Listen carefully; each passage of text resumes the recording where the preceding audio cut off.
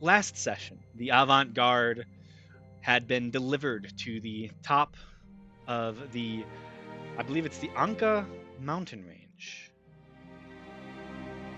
Yes. There, they were shown a passageway into a very high up section of the Moonlit Pass.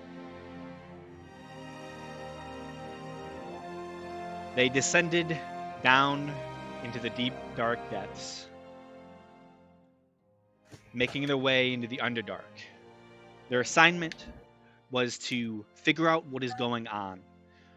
If the Drow are working with the Minx Empire, and to potentially find the matrons who supposedly will be finding their own way to the surface, most likely on this route that you're currently heading down. The dark oppression quickly fills all of your sights. Not wanting to be noticed, you walked for a good long time in complete darkness. For Seer and Senti, the only thing they could see was the barest glimpse and slight shine of their magical trinkets in the darkness. Other than that, for the past 6 hours, you've seen nothing. Except for about an hour ago, or actually, I think it was 2 hours ago, you saw what seemed to be a torch running in the distance, down 400 feet below you on the main Moonlit Pass, the road into the Underdark. Through some careful perception, you saw some sort of ranger running, sprinting as fast as they could through the darkness, a single light guiding their way. And then you heard a scream, blood-curdling scream, as some entity quickly raced and chased them up the Moonlit Pass. And in a moment, their light was shattered, and darkness fell the area, as both whatever this long-armed entity that pulled itself, screaming the entire way towards this running ranger. The second the ranger went dark, so did the entity. From there, you kept going, quietly making your way through these deep, dark spaces. Eventually, a few of you noticed a change in the topography, a split. The Moonlit Pass had gotten closer and closer over the past 2 hours or so, leading to an open area where you could move either to the left, keep going on the higher up section of the Moonlit Pass, or go to the main Moonlit Pass directly. You all chose to go off to the left, a space that seemed to have had some movement of water within the past 1,000 years or so. The evidence and signs of its powerful force moving through was very evident. Making your way off to the left side, you encountered a massive ravine carved from an ancient but now dry waterfall.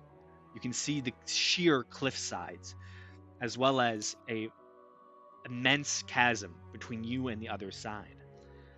A precarious, loose stone bridge made of fallen gravel and rubble was the only thing allowing you to cross, as well as a strange, fallen over stone tower that no longer could support itself and now leaned against the very cavern walls that it is surrounded by. You all attempted to figure out what it was, this tower, unable to, using some magics to make your crossing safer on the loose, pebbly bridge. You made it to the other side and encountered a door where Gamesh finally, with Seer's help, was able to uncover the origin of the tower and this door. The runes remind him, and you, Seer, of the temples of Graylin. And this area is far, far older than any you've been to. Continuing forward, you found what appeared to be some doorway, magically enhanced to open. You can see the barest glimpse of a glyph, still glowing. Partially, though. The door had sunken downwards, but had not fully retreated. You had all had to climb over the about 3 foot tall doorway and entered into a massive, very tall chamber. The ceiling was filled with spider webs.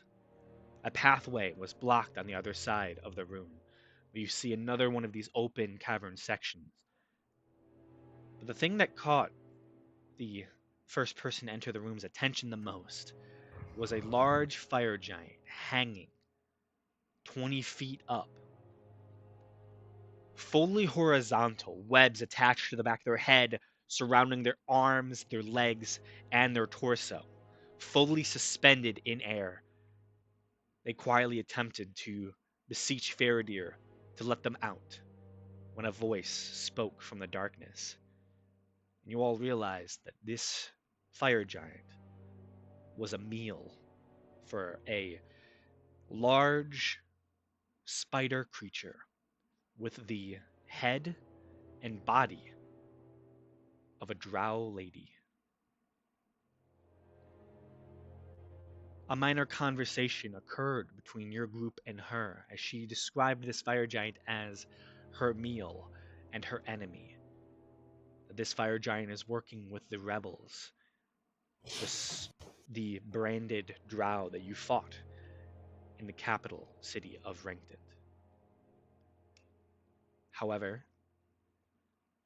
even though this Drider did not seem to wish you all harm, Faradir's compulsion to free the giant kicked off a combat that ended fairly quickly as the Drider now stands 40 feet high in the air, completely turned to stone. The only thing keeping her aloft is her webs. You freed the giant, who told you how he could help you. That all you need to do is follow him to the newly conquered drow city of Volthanada.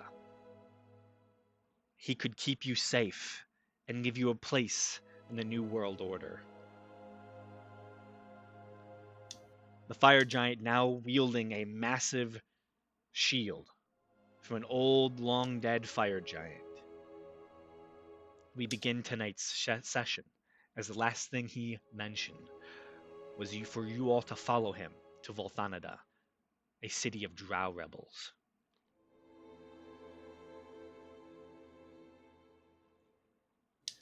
So, what do you all wish to do?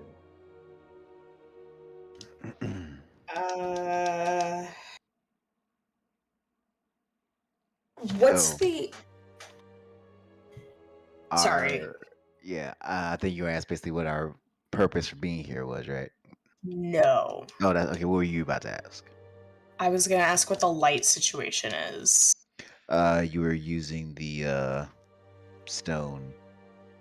Yeah, you Oh. have the daylight stone. Yeah. You're in the Yeah, I have the gem of brightness. I was wondering if instead if I could cast Find Familiar again to turn Poppet into an owl and then have him on my shoulder and look through his eyes and ears, since owls have dark vision.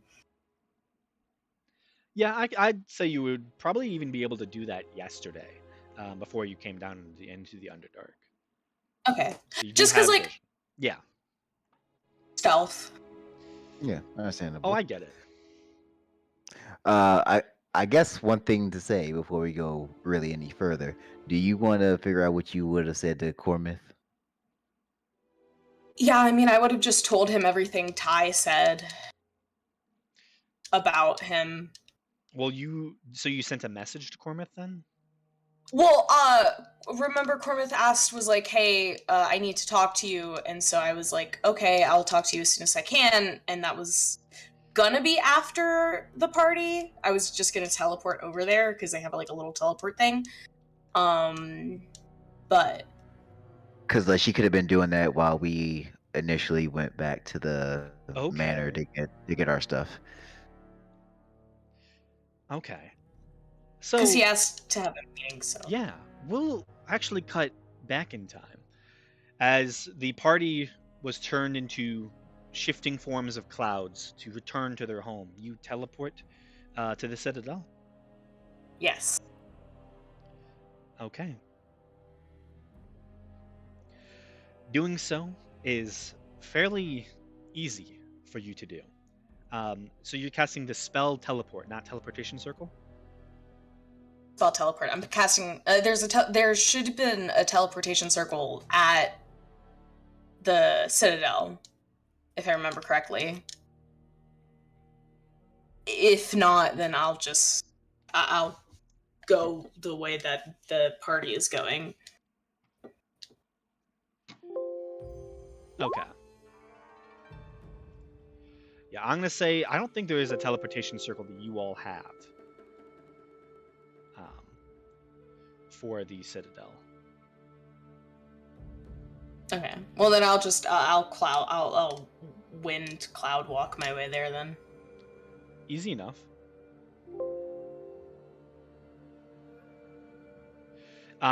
So the rest of your party makes their way back home to gather the last of their materials, you and Adler Kane leave the party before you get home. Adler heads straight to Terranok to raise an army of rangers, as he and um, Killian Augur are going to try and reinforce the surface of the Moonlit Pass to ensure that there is some defense in case the Drow attempt to march out of the mountains, that they can potentially keep them in and ensure that their armies are not blindsided from two fronts.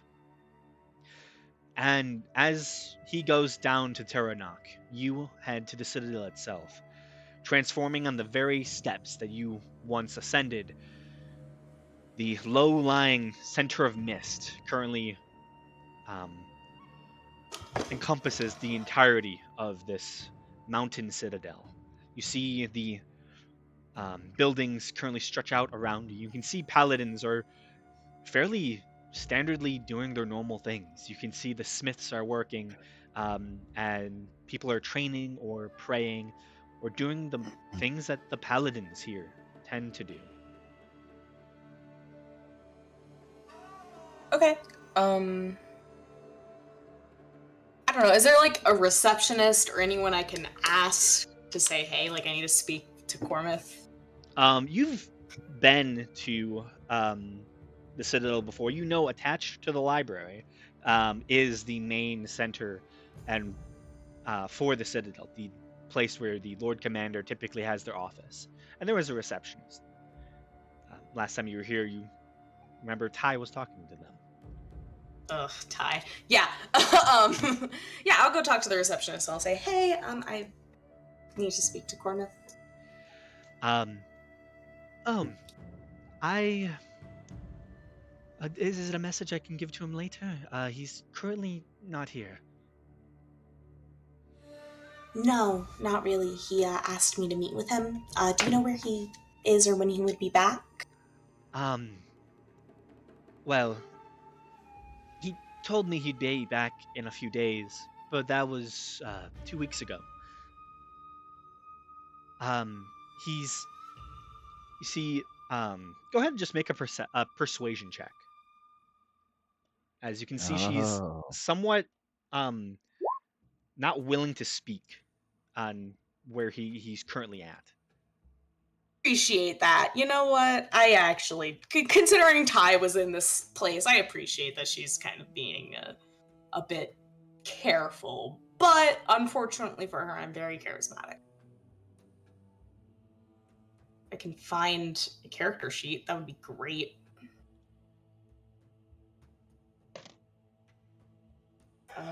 Okay. I hope this goes well. Worst I can get is a 18. Oh.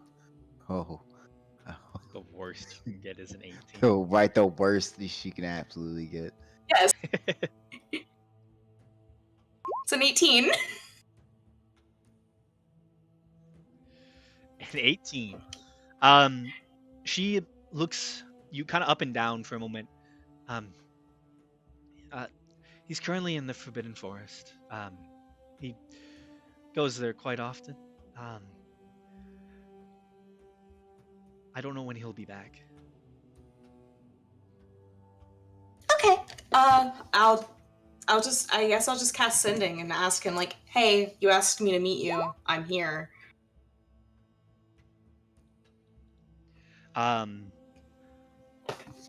oh, sorry, Sheer. I'll be there as soon as I can. Meet me at the edge of the forest. And I'll wind walk there, I suppose.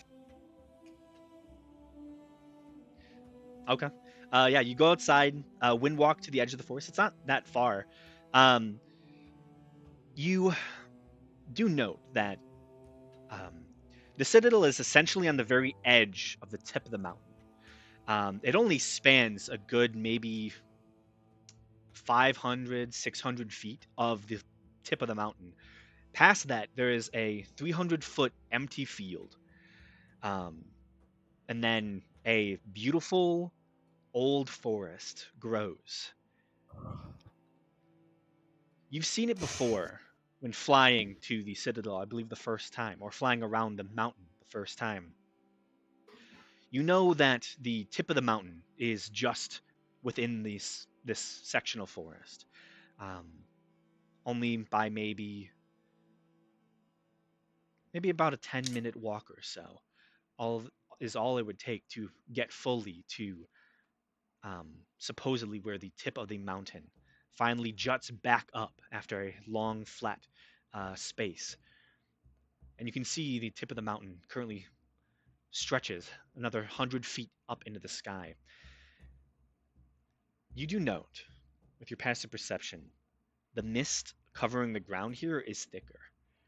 Um, Near the stairs, when you first entered the citadel, it's a thin, maybe centimeter or so, but you can barely see the end of your boots as a slow mist just seems to ever presently curl from the forest.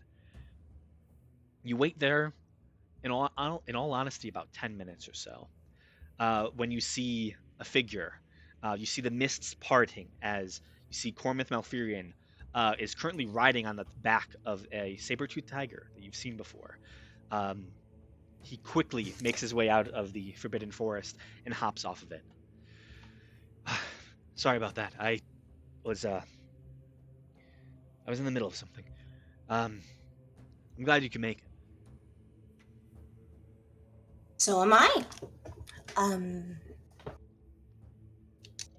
How did the party go? eventful. Ty was announced as the new spy master.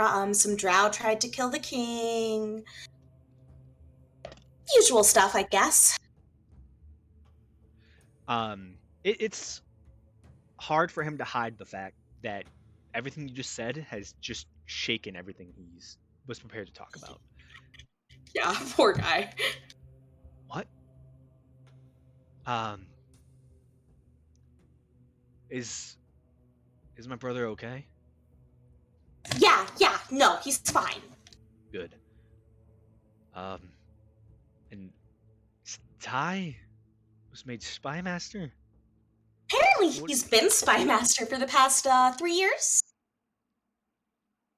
Um, you see a person whose immediate face turns to betrayal. You're kidding, right? This is a joke. I wish I was. I really wish I was. Fuck. Wow. He's been working with. You said 3 years? Yeah.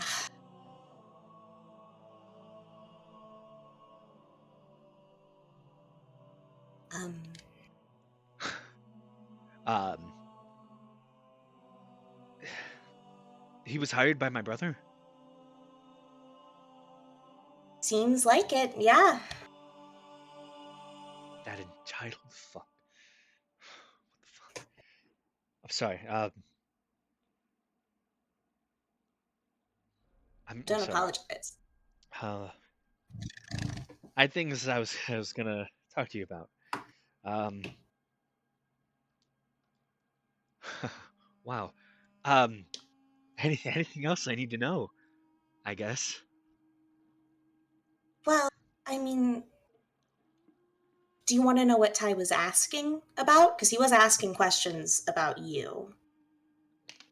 Yeah, of course. So he kind of kept suggesting that you had intimate relationships with Walden and the previous Lord Commander.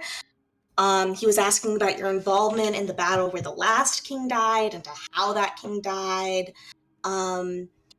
He also was asking about how you killed the Emperor and the Emperor's entire family. Talking about how often you visit the tomb of your father's grave. He believes that there's more in the Forbidden Forest than the tomb. And he also started asking a lot about some things that Alder was dealing with privately. With every mention of the things he asked, the look that you're given is one that is very much trying to hide. There's almost every emotion. There is anger. There is shame. This poor man. There is betrayal. Like there is every single emotion you could imagine. This person is being run through the ringer right now. As well, good to know. That's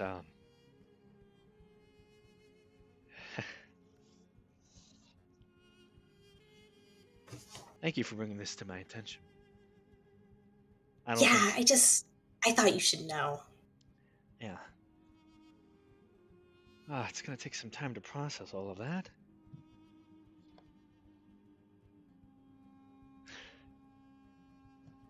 My private business is none of their business.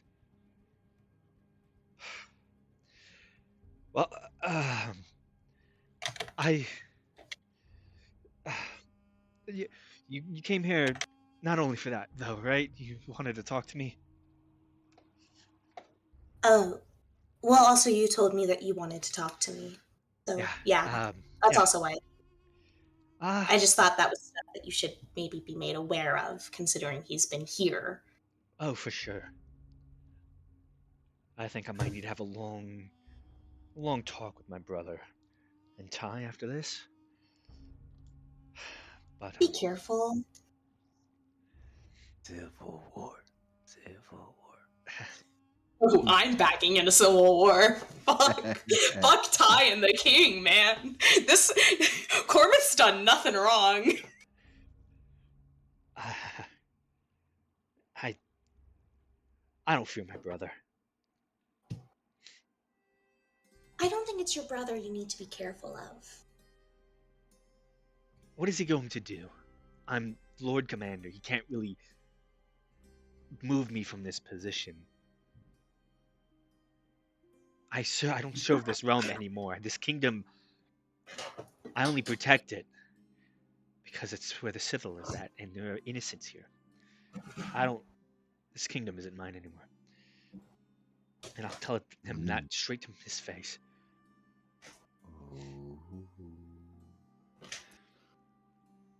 All right, I trust that you can handle your business.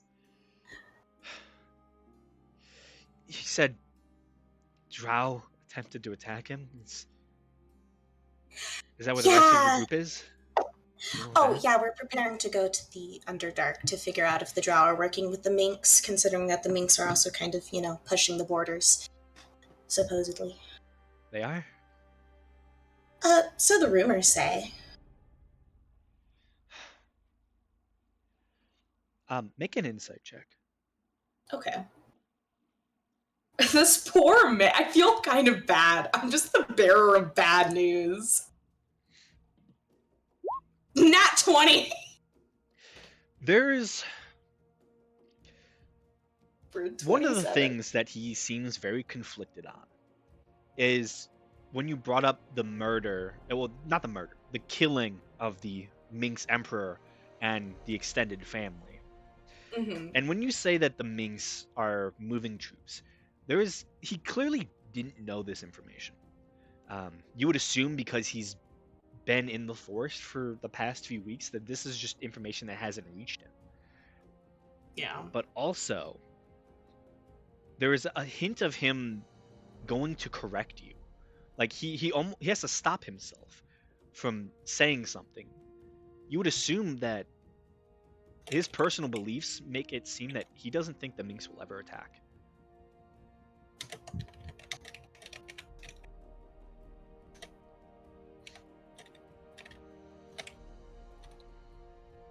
Like his instinct is almost to defend the minx's actions of what they're doing currently. Which is, knowing the politics of the kingdom of late is very strange. The minx have been conquerors for the past 20 or so years, expanding their territory at great lengths. In fact, he would attempt to defend them almost. He has to stop himself as he realizes he's in company that might not share his same belief. It is definitely strange. Well,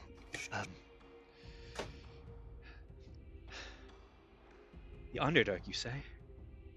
Yeah. You said you fought creatures, that you stopped them from getting the body of Sven. Yeah. Describe them to me again. Oh god. What were the creatures we fought? I forgot. What was There were two types of magma elementals essentially. Right. Magma. Okay. Thank you. I was like, I forgot. Essentially magma elementals. Small ones, or were they big? One big one and like 5 small ones.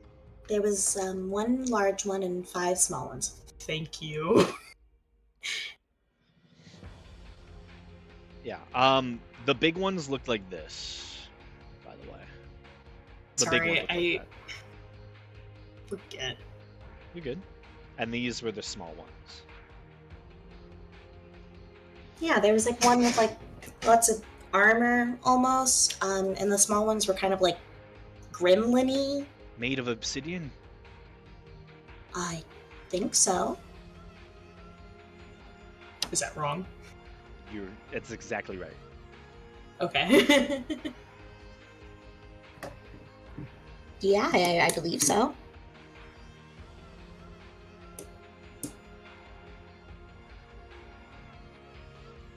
The body of Sven Loudcoin should never have been where it was. From what I've been able to deduce, Sven died tragically when not all of the champions, when 3 of the champions fell in combat. They moved their bodies. Sven's was taken back to the Death Monks, the monastery he established, Kualema. His body was buried there. This Dao that took Sven's body, that you found in his tomb, it's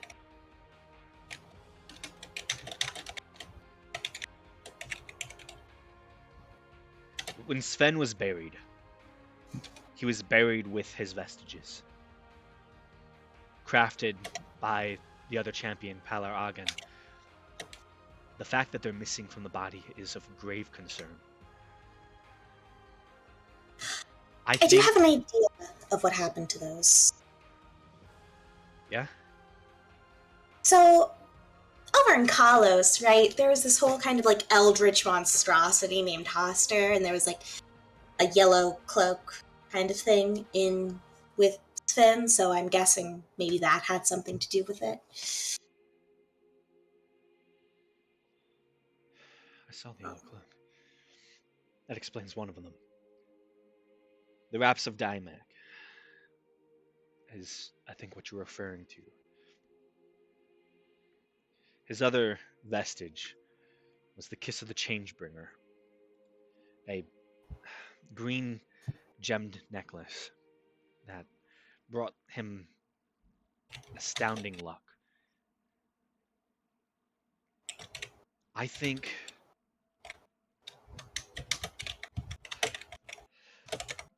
the fiery creatures you fought in the Earth Elemental Plane, I think they were looking for the vestiges.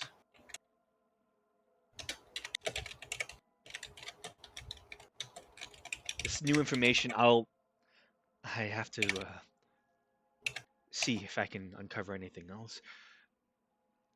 But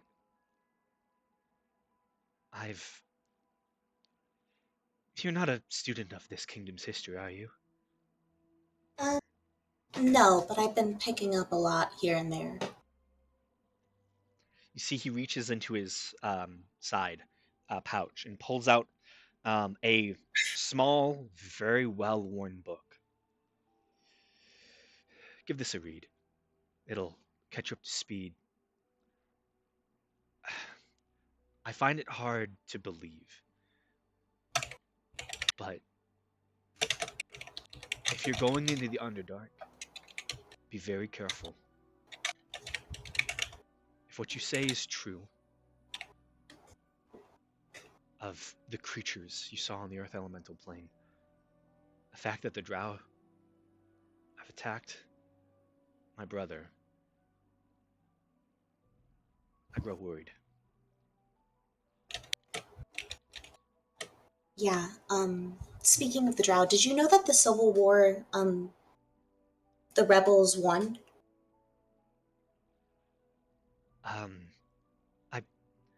I didn't fully know there was a civil war. I haven't paid too much attention to the Drow society.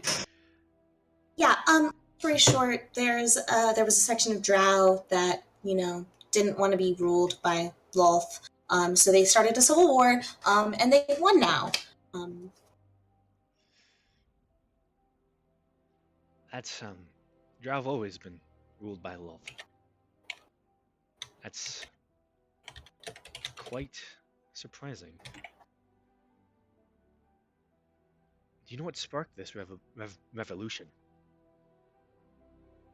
No idea, but I can try to find out.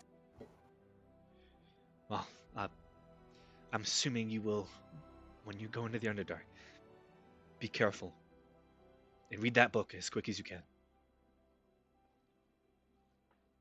And when I say that, I'm just gonna like tap one finger against my goggle. He just gives you a nod. Thank you for bringing this information to light, and good luck. Before I I think. go. Yeah. No, you first. You first. I was just gonna say, I'm pretty sure you might be seeing me sooner than you would expect. Okay. Can I ask a question? And if you don't want to answer it, feel free to just say you don't want to answer it. All right? Shoot. So forgive me if I'm wrong, you don't really seem to think that the Minks are behind this recent attack.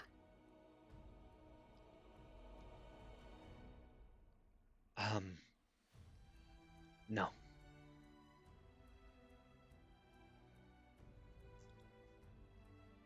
Is there any reason? Make a persuasion check. Okay. I'm not trying to. 19. 19. Trying to force an answer. I'll take what I'm given. This is definitely information that the king is for sure nervous about. The king or Cormith? Cormith is nervous about. However, you and your group have helped him in the past. you've proven pretty decent people, and Just Seeing- ferreted a bunch of information to him. yeah, like my father groomed me to be king. When he was off in his campaigns, he sent me as a ward to the Minx to try and stabilize relations and, well, try to see if we could foster a good relationship. I didn't get along with the Minx Emperor. In fact, much of the family I grew to despise in my 2 years there. But one individual was never joined their father's crusade against my kingdom. That man is the current emperor of the Minx. If he's anything like the man I knew in my teen years, he's, well, I don't think he would do it. He was a practicing mage, a diviner. All he wanted to do was learn and practice his magic. Now that he's emperor, I do not see him falling into the same trap as his father and his older brothers.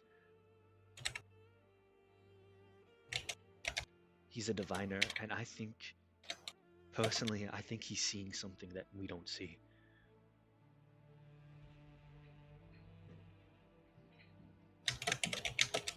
I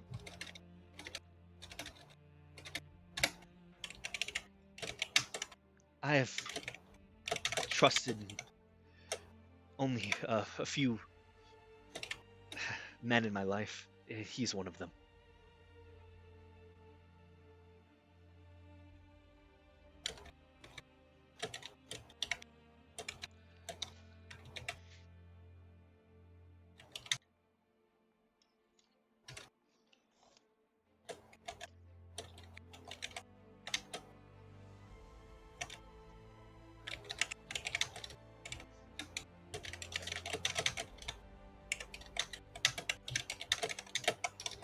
I see.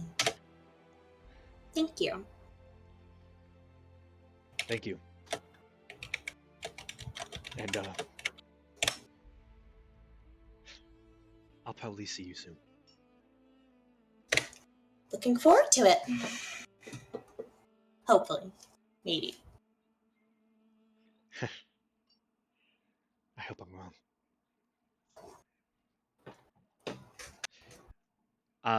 And he will get back on to his saber-tooth tiger and Tietum and begin riding back across the empty field away from the Forbidden Forest. I will turn to Wint. Yeah. Or, yeah, Make- I guess. Make a perception check. God, is Ty here? I'm gonna have to. I fucking swear to God, Ty. It's a 13. Okay. You spend the next minute on the edge of the forest line, turning to cloud stuff. You feel a strong breeze.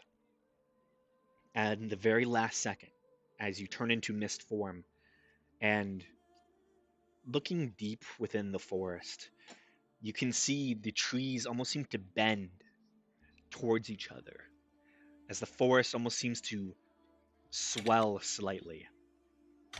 And you wait for a moment, and you feel like you're being watched. But you don't see anything. And as you turn fully into cloud form and begin to take off, you soar high above the forest line.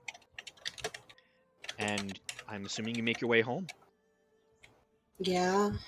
I don't like this. I don't like this at all. Ah. What you told what's not to like? I'm Do you gonna end wanna? up killing. Huh?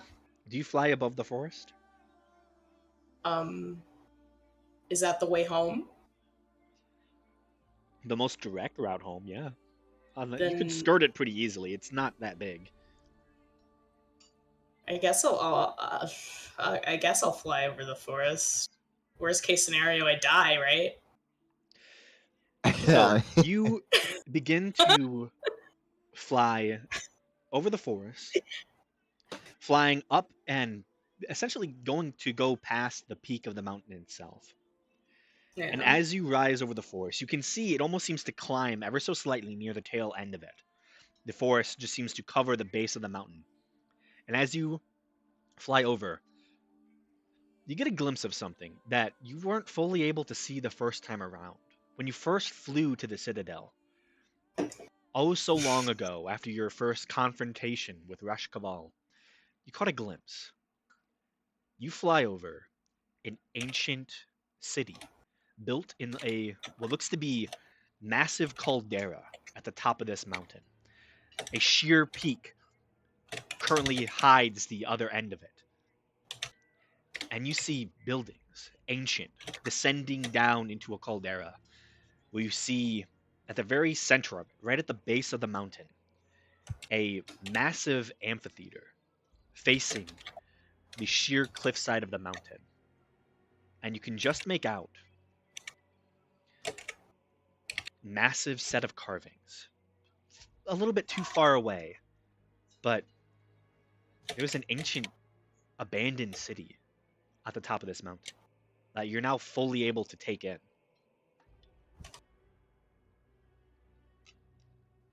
Okay. Another secret that I may or may not be taking to my grave. Got it.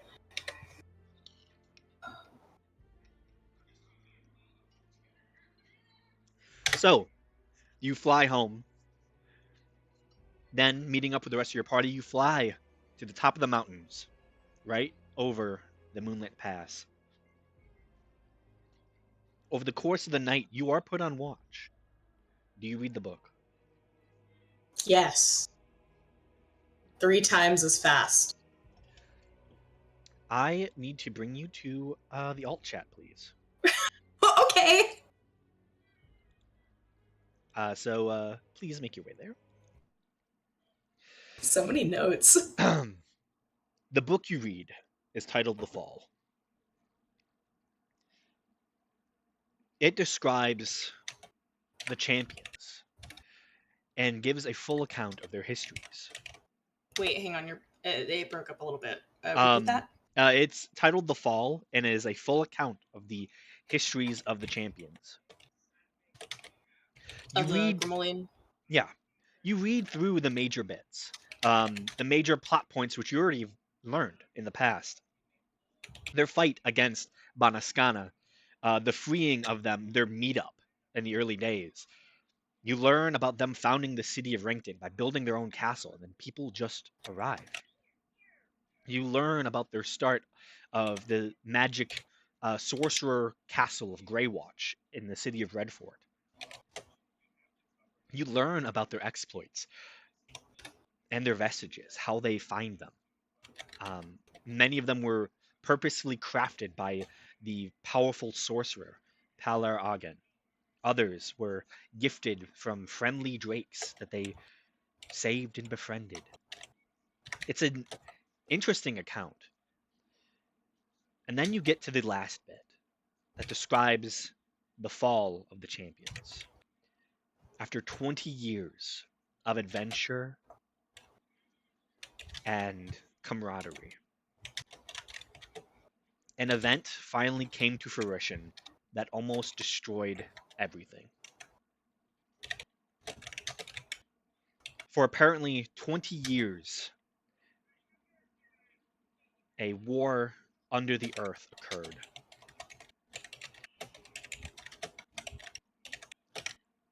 An evil of flame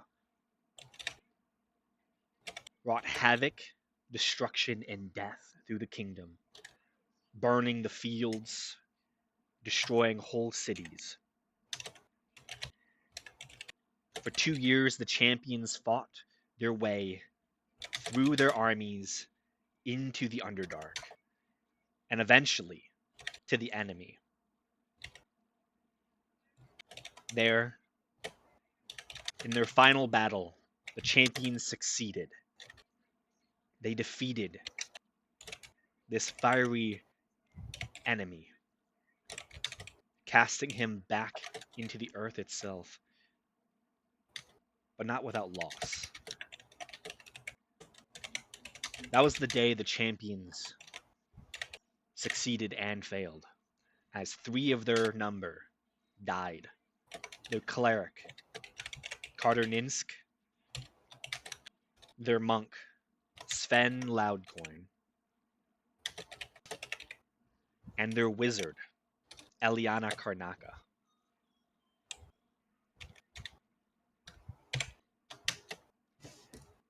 After that event, the champions went home.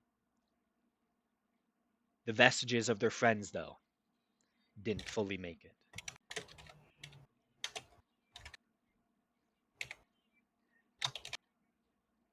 In the ensuing year, Vicus McCall would go missing.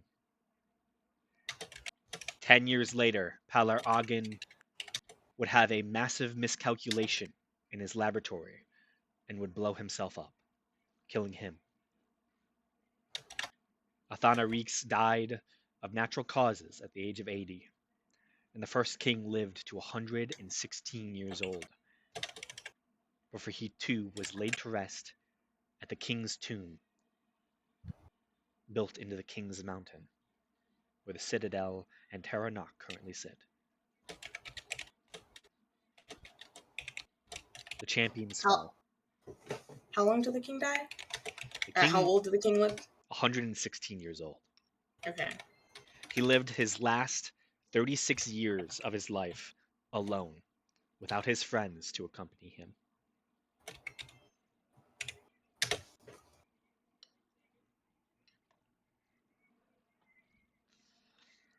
This is the full account of the history of the Grimolian Kingdom, and you get the sense, based on the age of this book,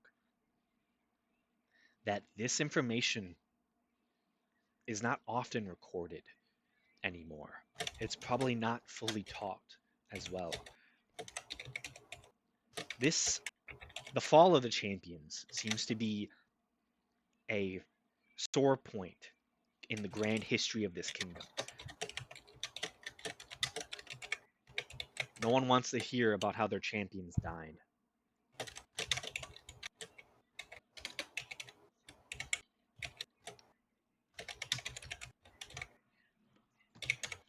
Okay. But now you know. How long does it take me to read that book? Honestly, probably the night.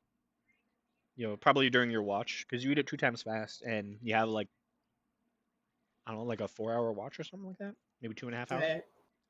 So I read 3 times as fast, so that takes about 2.5 hours. Okay. Oh yeah, probably 4 hours actually.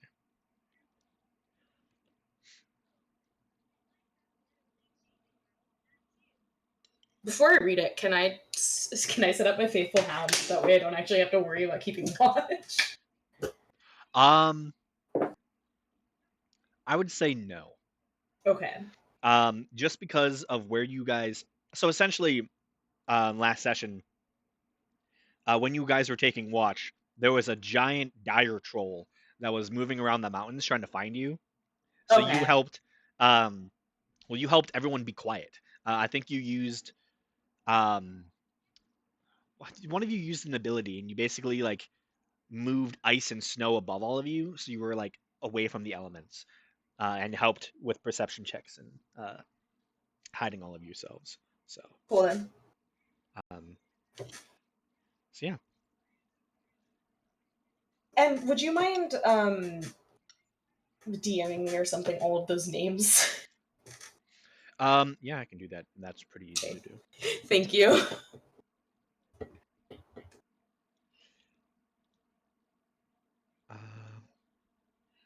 No problem. We can go back to the main chat now. Okay. Because there were so many snacks everywhere. and it was really annoying. I I'd roll have my to like dice. snap to get their attention because they were all being children, but they're snacks. Little- being little gremlins with food. For real. No Oh, dice, only chip. only chips. Welcome back. Seer, are you a god now? No, but I do have many more secrets. Ah, yeah, I'd she hope does. so. You were there for a while. I have so many secrets. Watch you guys were just in the VC silent Just sitting the there. whole time. Yep. Graham was just like, I had a Graham was like, timer we're just gonna going. be quiet. We're gonna be quiet and make them think we're talking about something important. How long Yeah, can we make them plot wait? Plot twist. Graham took me back there and was like, okay, I don't actually have anything to tell you. I just want to make them squirm. Yeah. Oh yes. Oh, jeez. God, I know so many things now. Ah, Yeah. as Seer does. And that is information you know Imagine. as you descended into the Underdark. Yep. And eventually, now we zoom back as we are currently all standing in front of a colossal fire giant, currently only wielding one of these ancient looking dreadnought shields, as he wishes you all to come with him, as he wishes to save you and bring you into this new world. I mean, Also, he only said that in giant. So Faraday is the only one who understood what he just said. oh, Yeah. I'll turn to the group. He wants us to go with him to the city with the drow. and he's with the side that won, right? Yes, he's with the rebels. Well, I guess it'd be easy to figure out then, we at least wouldn't have to worry about too many threats then. Hopefully not anyway. Okay, I'm gonna ask that giant. You're sure that they will not harm us when we go in the city if we are with you?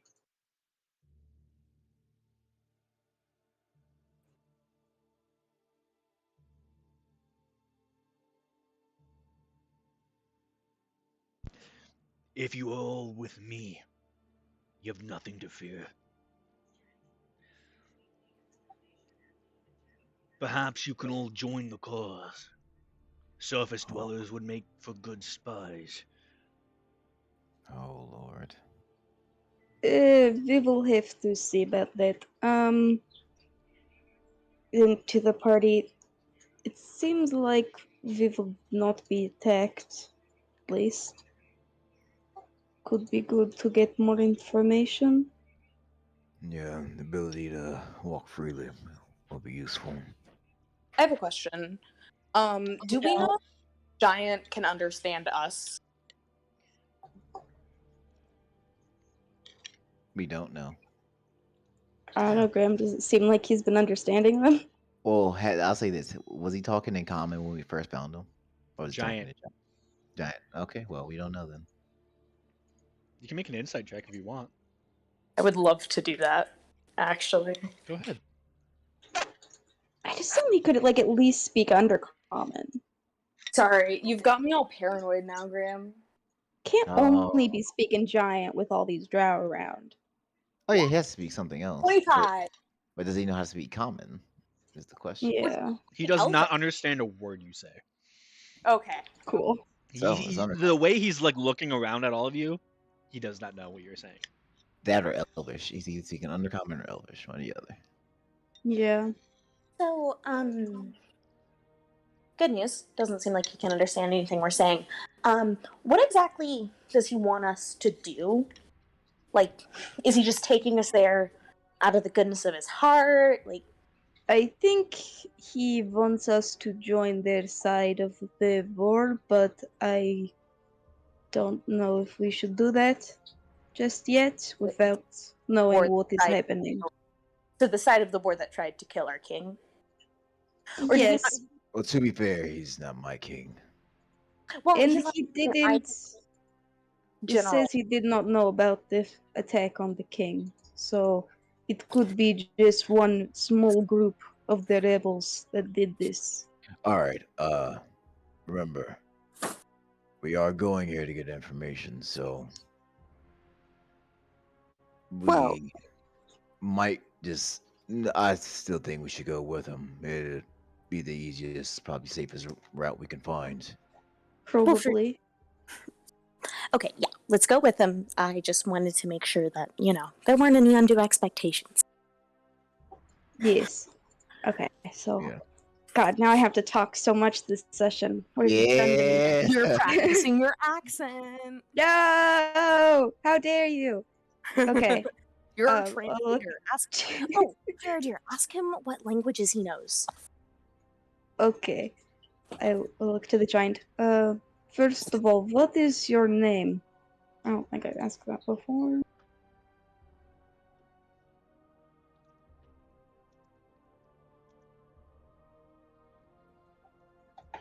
Frantically looking through GM notes. You ask that. You may call me Russos. Rusos? Ruthos? Russos. Can you spell that? Russos. Russos. Okay.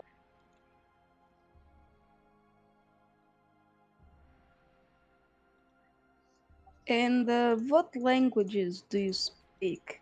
I do not know what my companions here speak, it seems.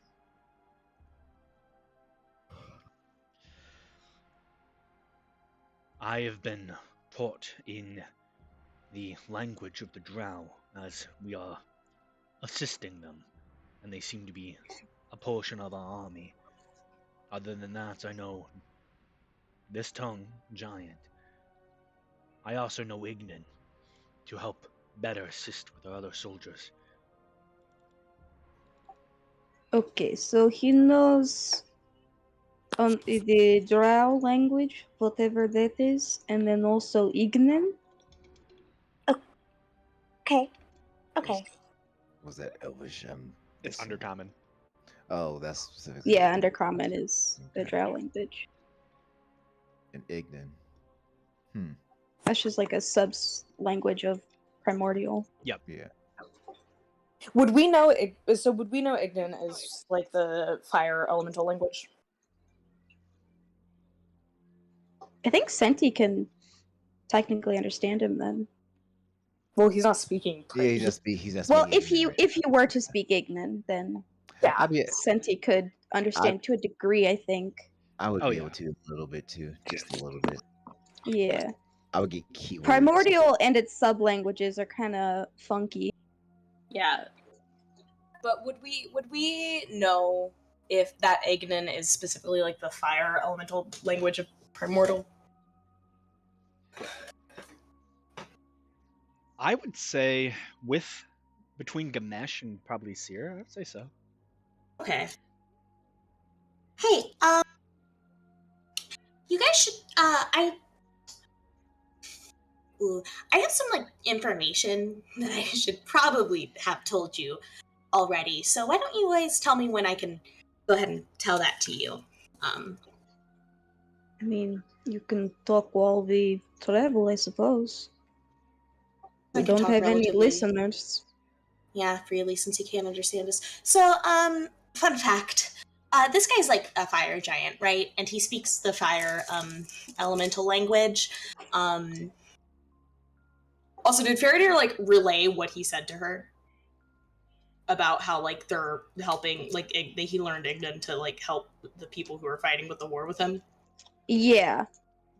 I'm Okay. basically translating everything the giant says to you guys. Okay, I want to make sure. And I'd assume we're probably, like, traveling now. So, fun fact. Y'all know the champions who, like, founded the Grimolian Kingdom. Yeah, 3 of them died fighting an fire elemental, in the Underdark and putting him back in the earth because he was kind of, like, wreaking havoc everywhere. So, this sounds a little bit similar, is all I'm saying. All right.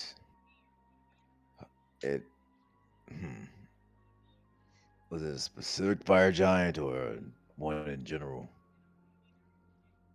It was in this little book Cormith gave me. I assume it was specific.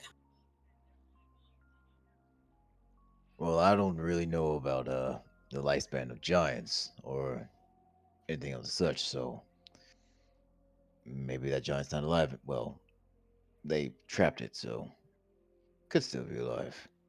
Well, I don't know if it was a giant. I just know it was some kind of fire elemental thing. Uh, wait. You said they trapped it inside the earth. Uh-huh.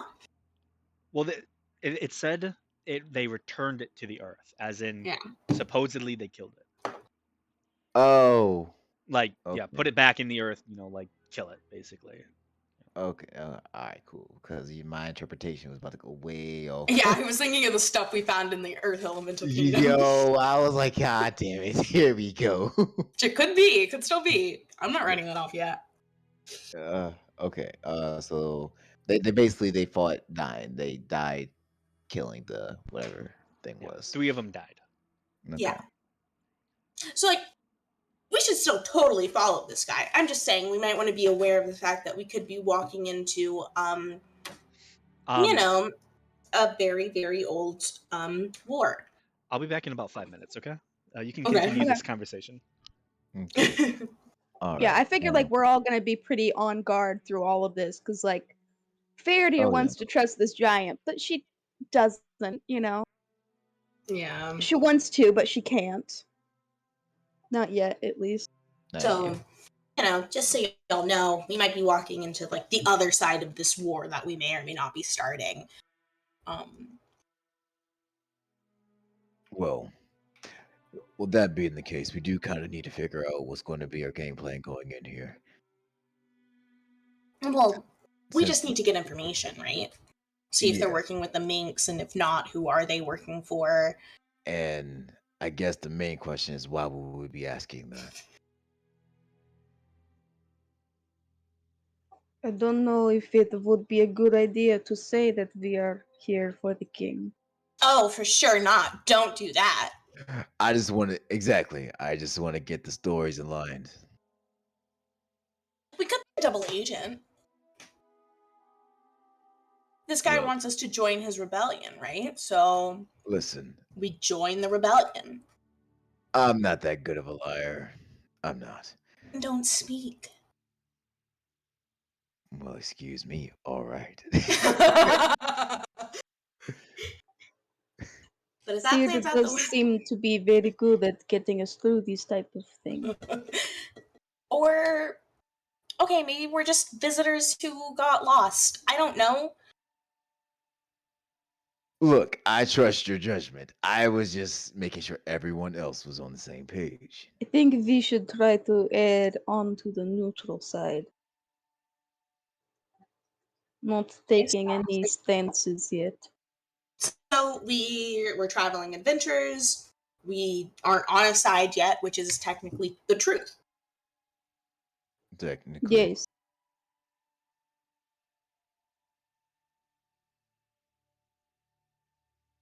We can say that. Should we say that someone hired us to investigate what was happening here without revealing who hired us? They'll just ask who it was. They Well- probably won't give any information without it. I can lie. I That can you say can. it was Shifri.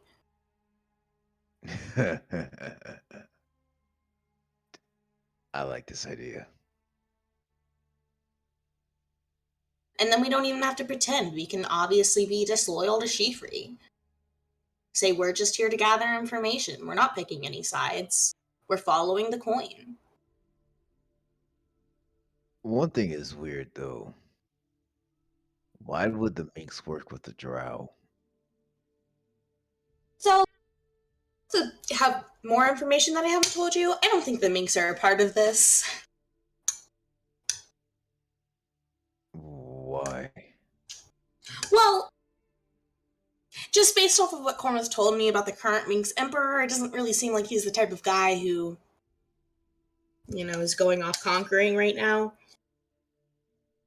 Well, Well, I can see that. The only reason why I don't want to rule it out is because sometimes even rulers are the puppets themselves. Oh I no, mean, I'm not saying it's not an option. I'm just saying I don't think it's likely. Because you're right. Why would the Minx be working with the Drow? Why would they care? right. I mean, I don't know what their involvement was with them when they tried to invade those years ago, but I highly doubt that the Underdark would have been one of their goals. Yeah, who cares about the Underdark? Except for, obviously, the Drow. And apparently, fire giants. I think we should all care about other places. Well, I mean, To a degree. I mean, at the end of the yeah. day, But, like, why would we want to, like, invest involve resources. ourselves politically with the Underdark? I suppose that is true.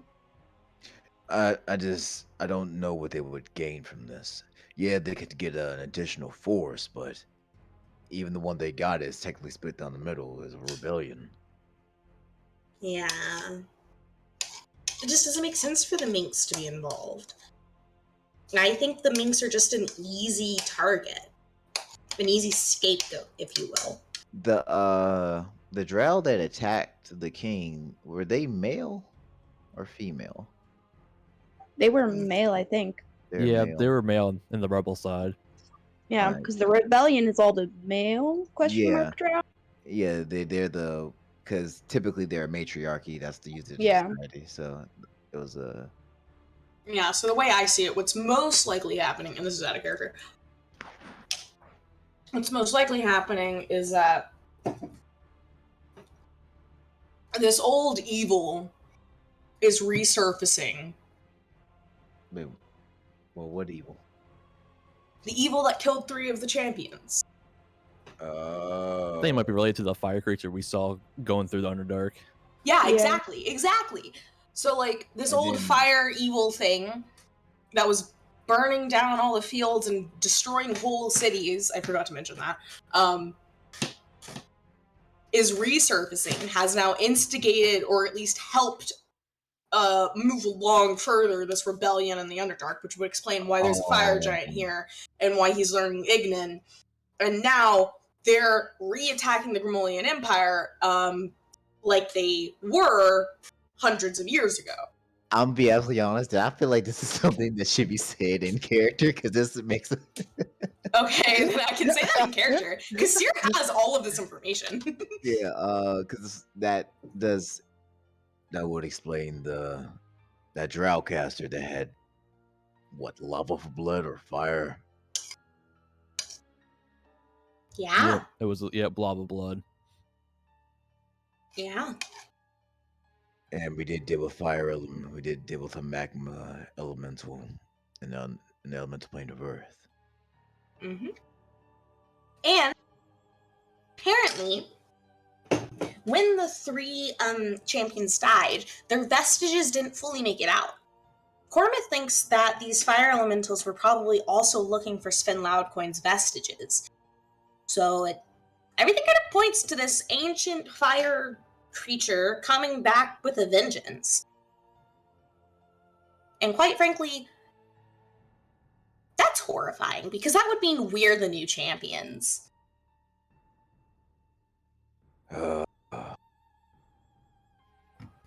That kind of makes me think I need to get to Creed faster than I initially thought. I mean, that's where the plane for elemental plane of fire is. Huh. Who knows how things are there? Alright. Shit. And given the track record, By the I time would- we get there, shit's gonna have already hit the fan. because just going off of what's been going on, elemental plane of Earth, we had Moldav. Elemental plane of air, But there was that big old tempest storm that yeah, the elder elemental. you Who still were was- fucked with. Exactly. And now this, and for all we know, Usador could be a part of this too. God, I hope he isn't. He probably is. Well then, I guess, well then know what? Going into this, we may not need to lie at all. We could just tell the Drow that we are seeking to prove they're not working with the Minks, because at this point, there isn't really too much reason to assume they would be. And then we can let whatever assumptions they make from there. We don't Alright. have to correct them. Yeah, If sure. we're lucky, they'll assume we're working for the Minks. I could just ask Russos if he knows anything about the minks. I mean, you could, but Well, if he I- didn't even know about, because again, and that's another thing. Why are Drow and Fire Giants working together? again, the big evil fire thing. Exactly. That's what I'm saying. So, and if he didn't even know about the attack on the king, Could be that the fire giants are just the muscle and they don't know the inner workings of what is happening. In which case, it's probably better that we don't ask Oh. him anything. Oh, back. and just okay, and just so you know, the tower that we found and the bridge that we crossed, it was the place we went to during the one shot. I forgot. Oh my god. Yeah, Yes. where we fought the Drider is where we fought the fire giants before. I'm everything's coming together. Yeah. Yeah, before the kingdom was even founded. We have theories. So, you all have a nice, good chat as the fire giant. Honestly, you have not left the room yet. You're just talking as the fire giant kind of is like trying to think about which way to go. You see, he kind of walks to the way you came, but then walks to the way all of you saw was on the other side of the rider's lair, essentially. And you see another large cavern path. And after you all are, at this point, talking, Faradir, you hear,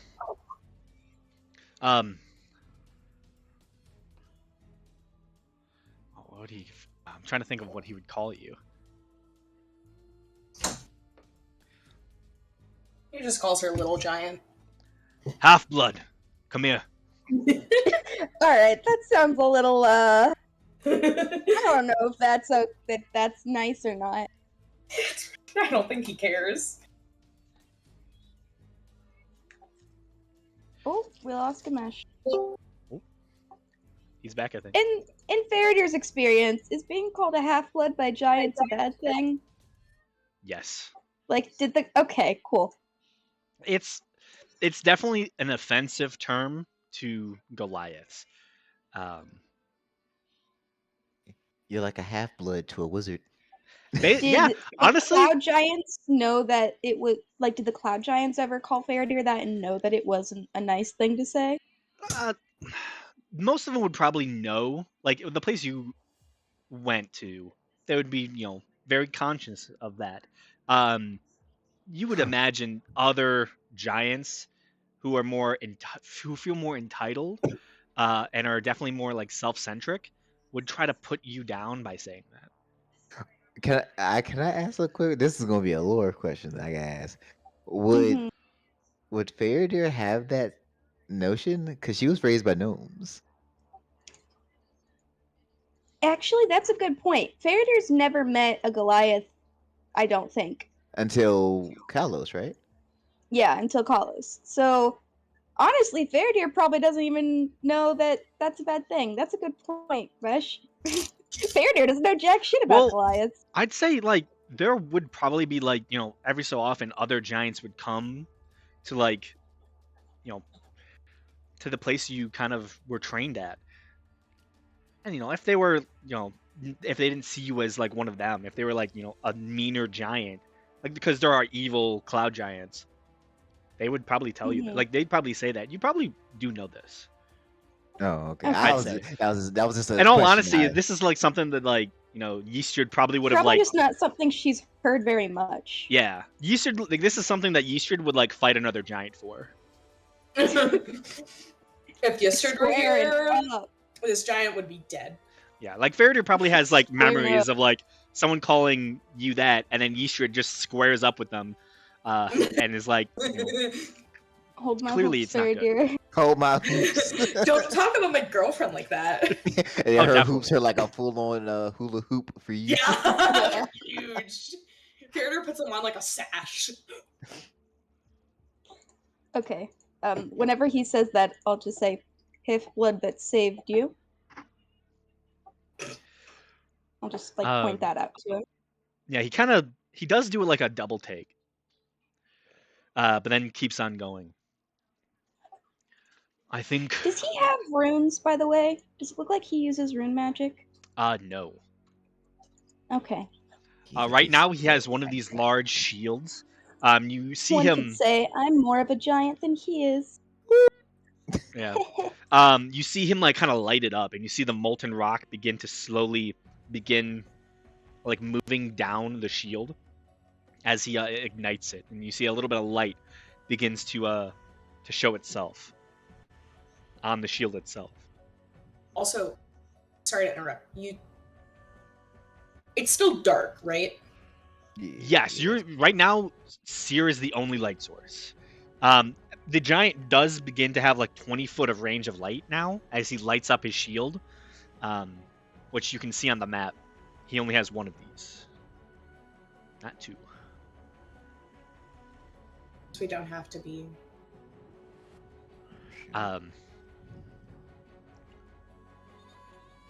Wait, what are we supposed to be saying on the map? Oh, okay, there we go. Yeah. Wait.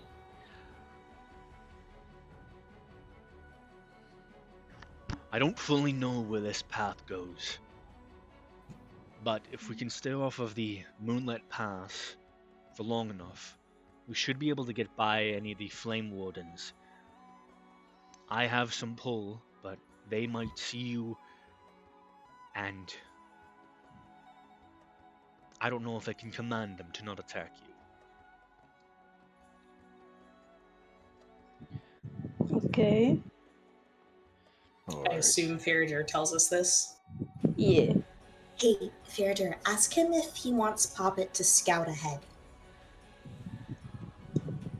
Rusos, we have a little creature that can go ahead of us and see what is on the way. Would you like this for us to do this? I don't see why not. Let it know that the Flame Wardens are spectral flame creatures. Elongated arms, their screech, well, it'll summon our defenders.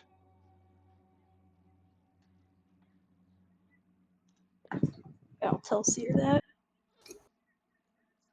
Okay, And I will be right prepare back. myself for the event of Poppet's death. Before Poppet goes, I'll use Stone Aegis on it. Can I Okay. stack mage armor on that? Let me just check. It might be able to make Poppet survive at least one attack. And only if it's bludgeoning, piercing, or slashing. It also Willing needs to creature who roll- isn't wearing armor? Yeah, honestly, you could cast mage armor on Poppet. No, I will. Oh, the owl doesn't provoke opportunity attacks when it flies out of an enemy's reach. Nope, Yup. they'll fly by. I need to roll his health though. 1d4 minus 1.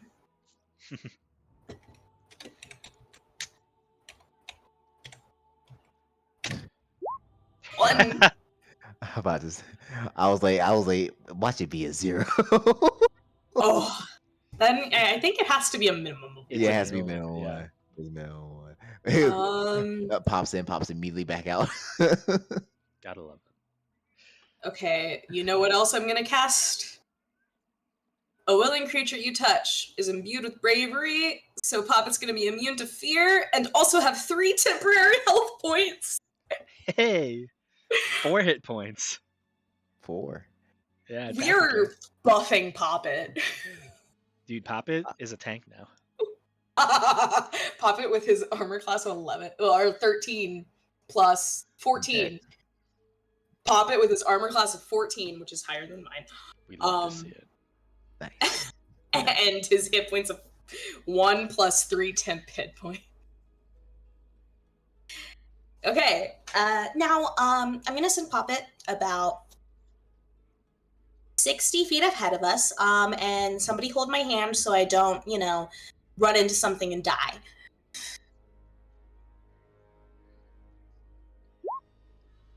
I got you. No one wants to hold Seer's hand. You're the big bad evil. We know this. I didn't know That's why you should. Seer's the one who's leading the fire elementals. Yeah, y'all don't know this, but I am actually working with Usador. No, like she divert all. She's like, demons were a little much. Fire elementals, I can really rein them in. Fire elementals is where it's at. Of course, you know. Oh, Graham, would it be okay if I managed my spells? Because last I had them off Yeah. was for the party. Yeah. So I'm very social focused. Yeah, you can definitely switch that up. Okay, thank you. I kind of kept you out of combat last session too, so you didn't have to deal with anything. So like, 'Cause I am not prepared at all. Do I need modify memory? No. I do want some food. so the fire giant begins to lead you all into this new section of corridor. You begin to leave behind the very open space of the Drider's lair and descend further into darkness. The little bit of light from the fire giant and from the light that Seer still holds are the only things guiding your way in the darkness as the cavern gets smaller and smaller. And I am scouting through Poppet about 60 feet ahead of us. I am back.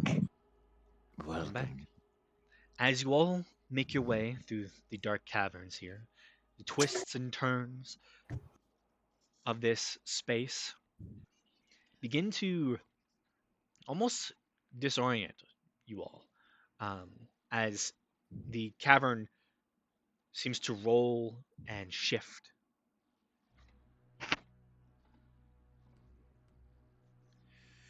Do any of you wish to speak to the fire giant over the course of this little walk?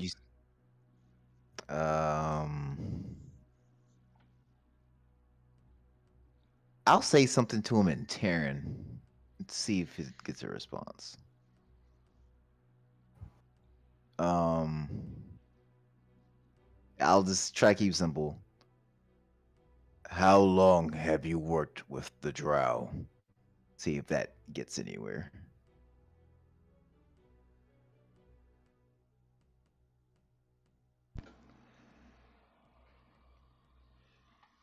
Our great lord began working with the Drow some 10 or so years ago, while the surface was embroiled in conflict.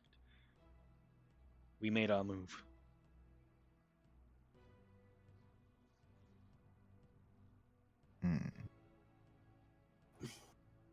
Okay. Well, seems our theory is already that kind of confirmed everything right there. This is awful. Also, And I will say, you understand as he's speaking to an Ignan. Yeah. Like some of those words don't fully make sense. Like it's bits and pieces. It is not like a full yeah. conversation. This is like, I know, like you're telling me what he said, but I understand that like me and him are having very, very rough communication right now. oh yeah. Very rough communication. I guess would it kind of be similar to someone speaking Spanish versus Portuguese? Definitely. It's like where it's like one is derived from the other, but like a lot of the words just don't. Yeah, There's like different words. certain mean different words things he's saying, like entirely. you know. Wait. Would it You be more just said like dishwasher in there, and you don't even know what that is. Would Yeah. it be more like Mexican Spanish versus like Spain Spanish? It's the same language. It's both Spanish, Yeah, but a the lot of different slang, terminology. the Yeah. slang is. Okay. So then in response to that, I'll say, "Who is your lord?"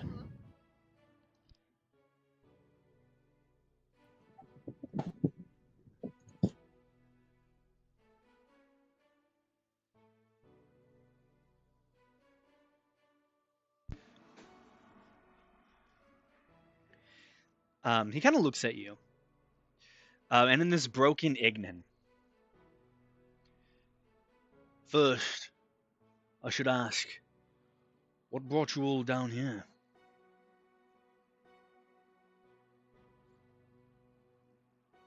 We were hired.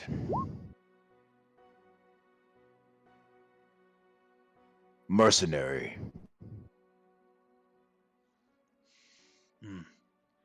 Well,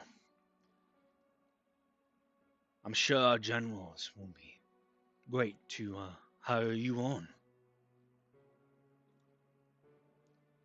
Zadakan is my personal general. Zadakan. Okay. Zat. You said Zat Takan. Like Zadakin. Zatakan. Zadakan.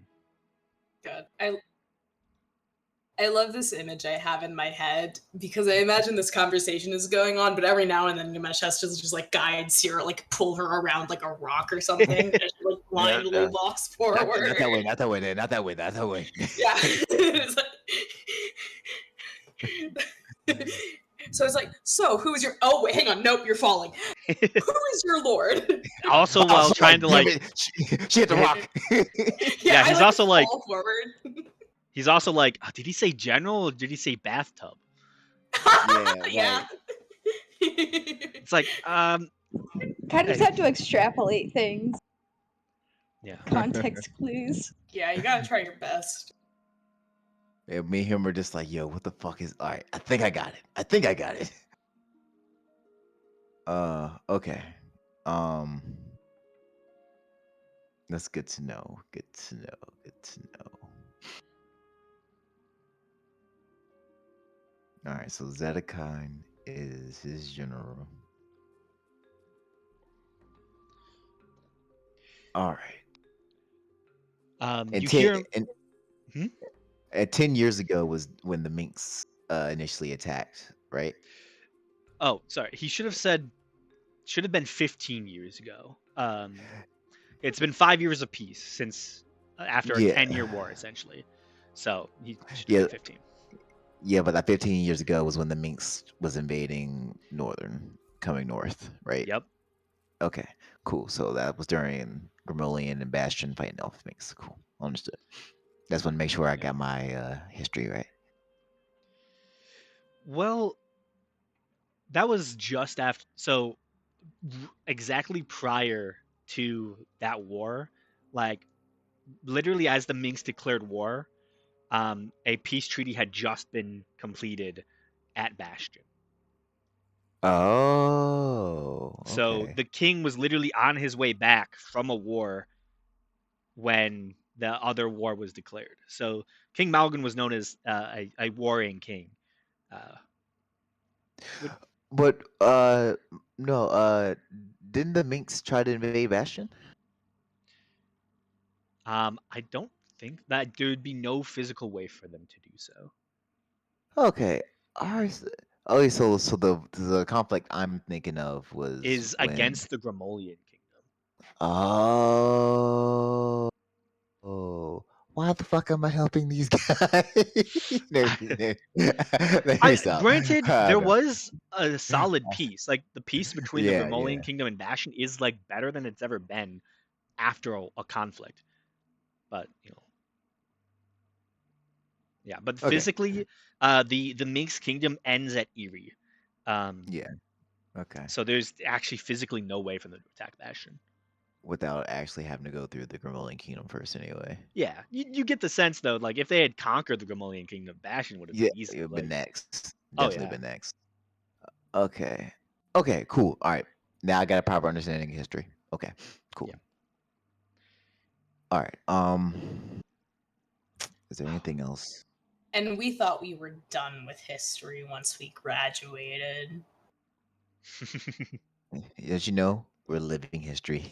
yeah. This will be in the books. Specifically, explaining Dungeons and Dragons. That'll be in the history book. Oh, for sure. But yeah, I don't think I have anything else. I'll hold on to that little tidbit of information until for a little bit, mull it over in my head. Okay.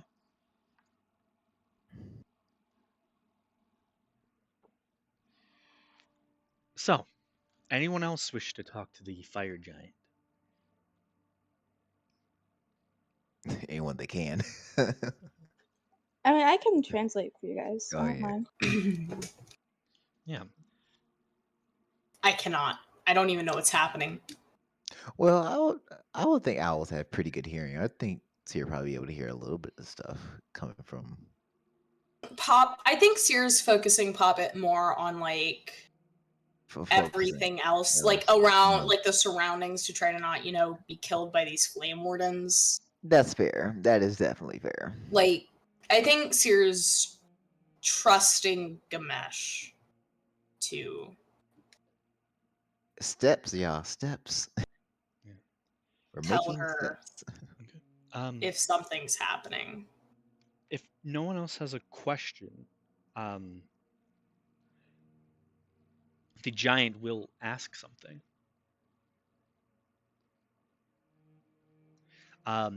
As you're walking, you've probably been walking for about 10 minutes or so through these winding tunnels.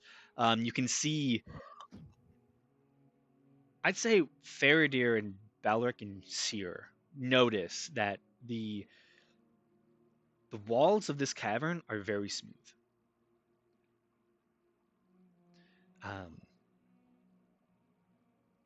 Almost this almost looks like it was not made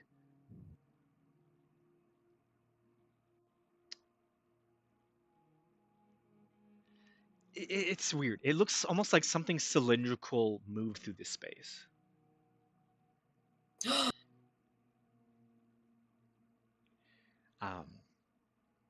Just a little thing to keep in mind. Like something was carving its way through. Kind of. It's very, the giant's able to easily fit in the center of this space. Being a huge creature, that's a big deal, and it's very, cylindrical, smooth, well bored. But as you're walking through, the giant kind of looks down towards Faradir. I couldn't help but notice the Ild rune. Sorry, the runes you have across your form. I've not noticed an Ild rune as of yet. Where did you get them? I have learned these mostly from cloud giants, and none of them knew the Eldrin yet. The fire giants are fairly reclusive, but I have seen one other rune knight with it. But they were not on this in this area of the world. You know cloud giants, then? Yes.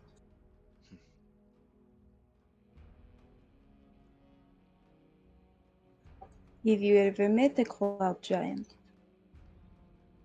No, and I would rather not. Not good relations between the cloud and the fire?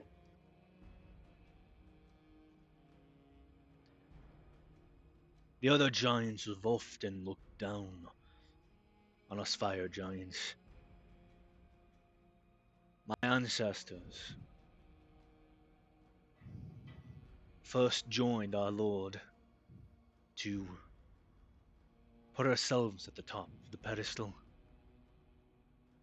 That promise is still on the table.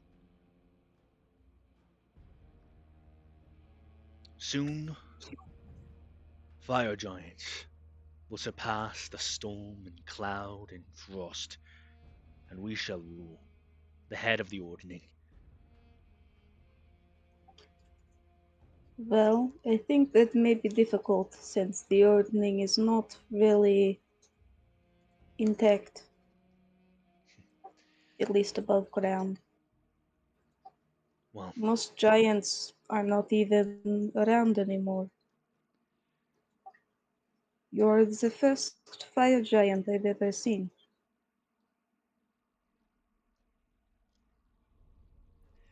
well, you're lucky you found me. You will see many more fire giants. We will teach you the Isled Rune. And hopefully with your help, we can rebuild the Ordning. And with our Lord's help, fire giants will rule supreme.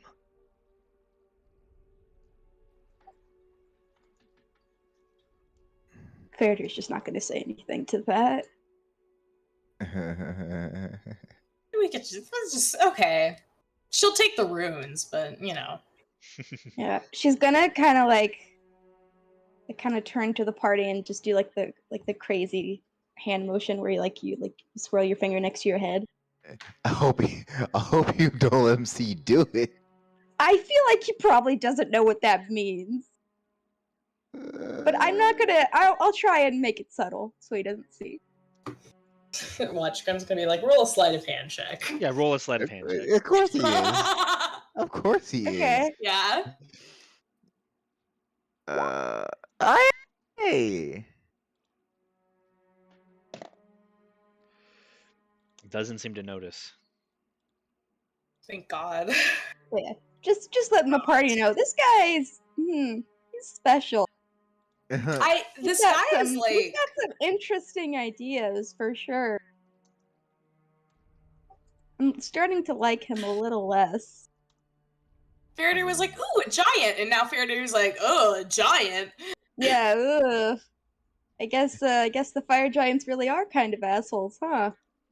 It's like, no wonder I'm starting to be glad I've never met them. I can see why y'all live underground. Eating your Like- rocks. You do get Yeah, along with like- the drow, don't you? Yeah. You need to get out more, see the sun.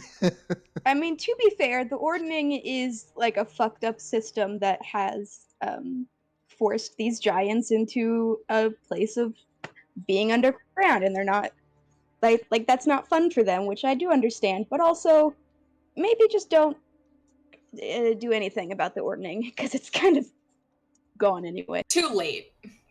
Yeah, you can't take over something that doesn't really exist all that much anymore. Just you At least watch. that's like Graham. The Ordning is like gone basically, right? Yeah. Because like the storm giants are like so secluded. The frost giants are secluded. Like everyone's just like either died out, almost died out, or just in hiding. So there's not much of a hierarchy to rule over when there's no one else around. That can make something. Yeah. I mean, you can be a kingdom over, you can be king of a kingdom, but doesn't mean anything if there's no people, you know? What do you mean? There's a bunch of little people. Yeah. You know? That's I- true. I will say, you get the sense he doesn't care if there's no one else to rule over. He just wants to be. Well, the fire giants just want to be the leaders. Yeah. I guess. Yeah. Teaspoon. Faradir doesn't like that, but does just feel a little bad that they have just lived in this situation so long that that's how they've grown to resent everyone else. It's not something anyone ever should have had to go through. Yeah. Yeah. Seer, I need a perception check Bubba, yes. from Poppet. From Puppet. Perception +3. Do owls have keen senses or something where they get a I think they get advantage, don't they, on Advantage? sight checks? Keen hearing and sight. The owl has advantage on perception checks that rely on hearing or sight. bada boom? Yeah, the owl is one of the more OP familiar forms. Actually, really, really useful. Yeah, I think that's See- what most people use is the owl because this stat block is just very good. Okay. I use a blue jay for character reasons. Yeah. Because it You- represents my character. Seer, looking through Poppet's eyes, you see what looks to be some sort of crossing. It looks like almost like another one of these tunnels almost has intersected and crisscrossed through it.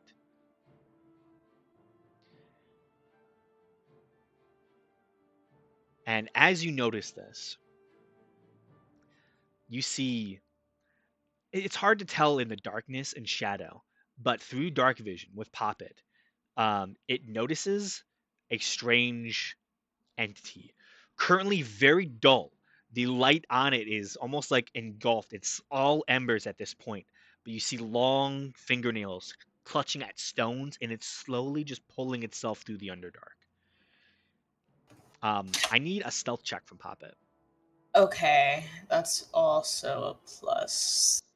Right.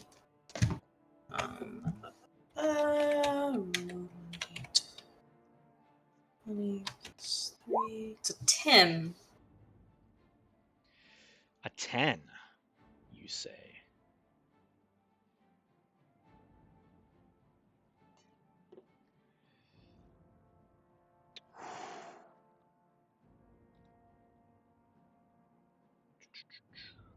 Let's see.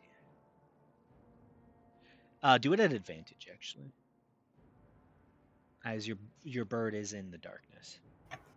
Okay. This creature technically doesn't have dark vision. It's a 15. Okay. The owl form of Poppet, flying silently, just watches it beginning to. It's just pulling itself along the ground at a snail's pace right now. It is fairly slow. It's only moving about, maybe 20 feet around. Like it's fairly slow. What are you doing? Just what is it again? It kind of looks like this, but dull. And this matches the description I was given for Flame Wardens. Yes. I will say, Hey, so looks like there's a flame warden up ahead. Quite That's a down. funky looking fella. You see, well, so the giant can't actually understand you, so you just speak words. The giant's still walking. Bearder. Yeah. Urusos, there's a flame warden ahead. Get behind me. Stay quiet. I'm gonna have Poppet like kind of stay out of range, but still like within sight. Basically, just keep an eye on it. Essentially. The giant is going to unactivate their shield, so it begins to go dark. Is someone gonna unactivate the gem of brightness? Don't you have to do it? I can't see or hear anything. I guess I'll do it. Do you want to like shake me and bring me back? You're the one that saw the flame warden. I'm keeping an eye on it. But I Okay. can hear what this giant says about it. So where are you keeping it? It's in your hand? Yeah, why not? Yeah. I'll go for it and start pulling it out of your hand. I will readily give it up because I know who you are. Then And then I'll speak the command word to turn it off. Okay. I need a stealth check from all of you. Okay. Okay. Oh gosh, this is where things get bad. Right? I'd Oh, say Alright. thank fuck. I'd say Alright, Senti my does bet have he's good. 29 is pretty good. Oh, wait, Yeah, Senti but he asked did if real good. Senti asked if she has a turn.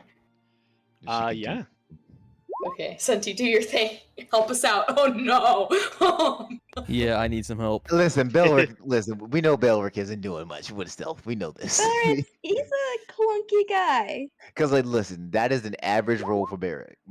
Can Yeah, Rebecca you can cast honestly- lay Pass over Without him Trace. and like give him some of her invisibility? Some of her invisibility. Pass without All right, trace. so A solid 12. Okay, Nice. yeah. So I got a 30. He got a 39. Ferdy got a 27. I'm about to roll. A 12 isn't 39. bad if we're going for Oh, I yeah, rolled way worse better than than two. Belric. how. I got Oh, an you 8. rolled. Well, Belric That's had an 18. disadvantage. He got a 2. Oh. So you have an 18. Oh. Never mind, Belric. I thought you had a 19. Nope, solid 12 right now. That's okay. Everybody else is in the well, look. Me, you, Belric. We still in the teens. Well, you're not in the teens. You're just big fellas. The So 2 guys of the group bringing them down just like a man. you all take a few steps backwards and begin to like sink into the sides of this very smooth passageway. You see the giant begins to do so as well, trying to take a step back. But you hear the heavy shield clink against part of their armor. And then, Seer, through your vision, you just see light. As the Flame Warden just turns this like almost spectral head. You see the mouth kind of opens slightly. And then you all hear a blood-curdling, high-pitched scream just echo across the entire Underdark vicinity that you are in. You see immediately its arm stretches 15 feet and pulls itself, almost launching. You see immediately its speed is enhanced. It immediately moves at 60 feet around. Immediately, you see it almost gets right up in front of the fire giant, just screaming in its face. See the fire giant looks down at it. I'm one of you. Calm down. You see it looks around for a moment, still screaming. And then stops. Harold, come on. We play golf on Wednesdays. Harold, what's wrong with you, buddy? You see it stops screaming and suddenly the fire dims and it becomes very dull and ember-like.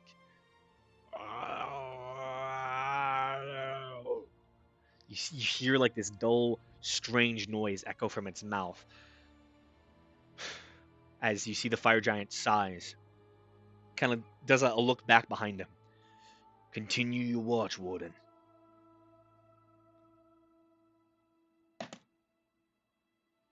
You see it looks about ever so slightly more into the distance in the darkness surrounding.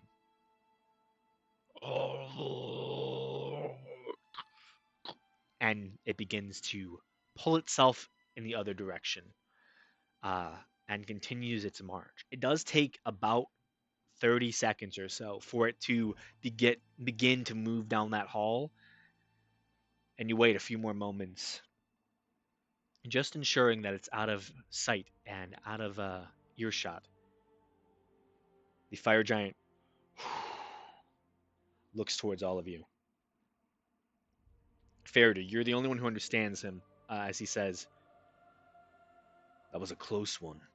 Looks towards Belric. Luckily, I distracted him more than he did.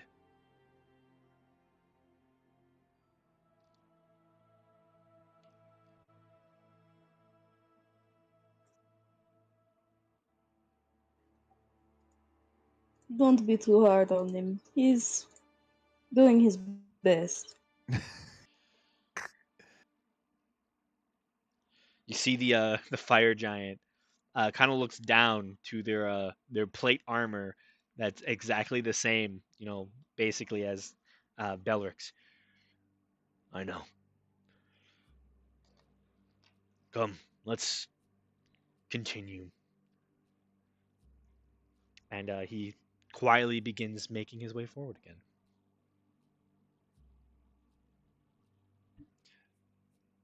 And that was a close one. We got this. Yeah, you're imagine if we didn't have pass without trace. yeah, you're also lucky that the fire giant has a -1 to dex as well, and disadvantage, because he rolled worse than you did. Oh man, Bill real bad.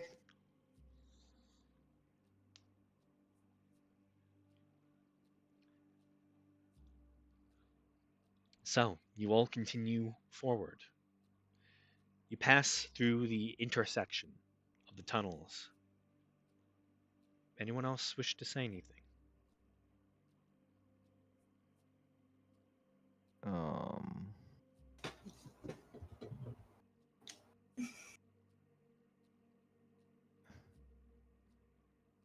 Is there anything else I would want to ask this guy?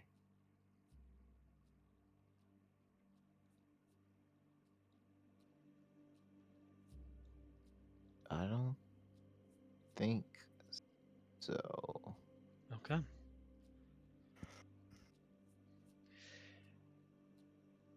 You continue forward only for about another 10 or so minutes.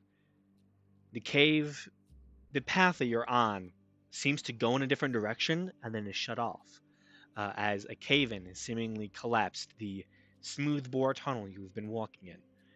But you do note, it does open up. The ground begins to dip ever so slightly as you once again walk into natural cave. You descend for about 2 or so minutes, and you begin to hear noise. And distant lights.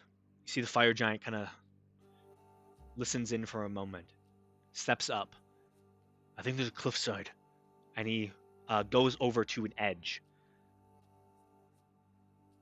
where you can see the lights are getting brighter and brighter. You see a small, secluded chamber. The only way through this space is to climb up the cliff that you're all at the top of. It only stretches about maybe 50 feet up. But you can see a large entranceway as light gets brighter and brighter. And suddenly you see what looks to be 5 or so drow run into the chamber. All of them are females. You see 2 in the back are scorched and burned. You can see huge blisters are currently forming as their skin is just torched and lit up.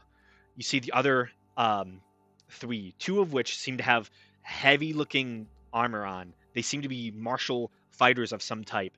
And the middle one wears regal clothes. You see she runs over. We have to climb the cliff now. Come on! And she grabs a hold of one of the rocks as you see the other 2 guards seem to go and try to help her upwards. And then bursting in right behind them, you see familiar figures. You've battled one of these in the Earth Elemental Plane. 15 obsidian-clad warriors burst into the chamber, following right behind the drow. You see this regal-looking drow begins the climb, only gets about a couple feet up, and you see one of these strange obsidian warriors throws a firebolt right above her fingertips, and she falls back to the ground and turns behind her. End of the line.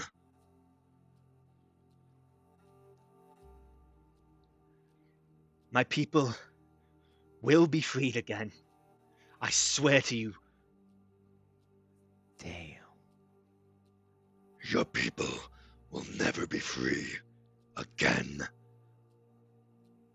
They are servants of our Lord now, and you shall die. You see 2 of these obsidian-clad warriors take a few steps forward. You see their chests begin to open up, and you see molten rock begins to slightly pour from their chests. Any last words, filth? You see the kind of regal-looking drow looks to the other matrons. Who is this Fire Lord who has subverted my people's faith so? Who do you serve? I wish to know in my final moments. You see the Obsidian warrior almost seems to smile beneath this armor. Their molten core itself seems to give a slight chuckle. Your ancestors failed to defeat him once. He has come back for vengeance. This time, he shall not fail. The fire plane only made him stronger.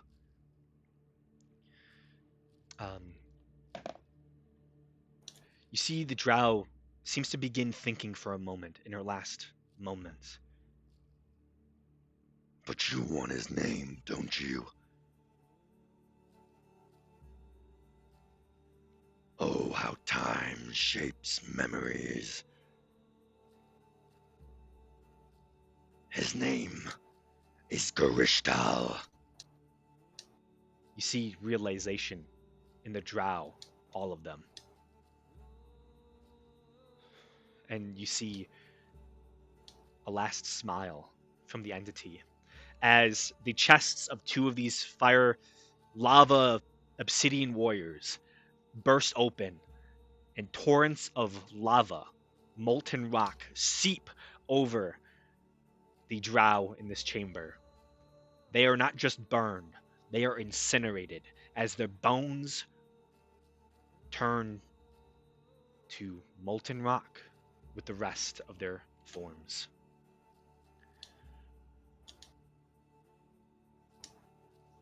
You see the giant smiles down at the situation. What a lovely sight.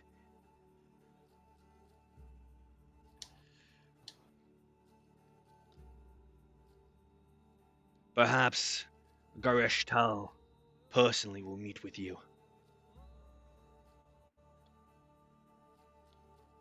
I can't wait. Oh.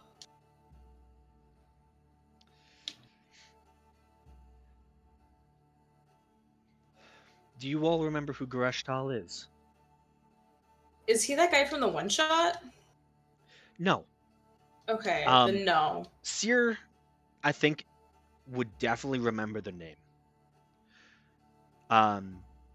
You only learned it not long ago.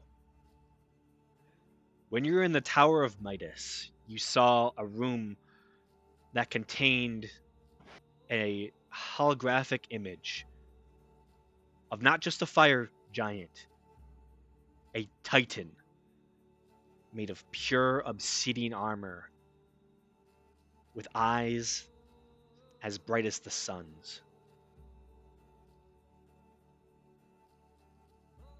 The name immediately will hit you with recognition, Seer. Oh. Oh. You've seen the figure before. The name was on the pedestal. That guy.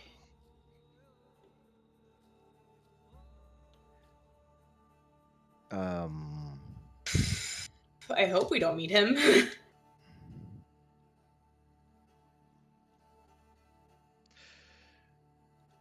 If any of you need to,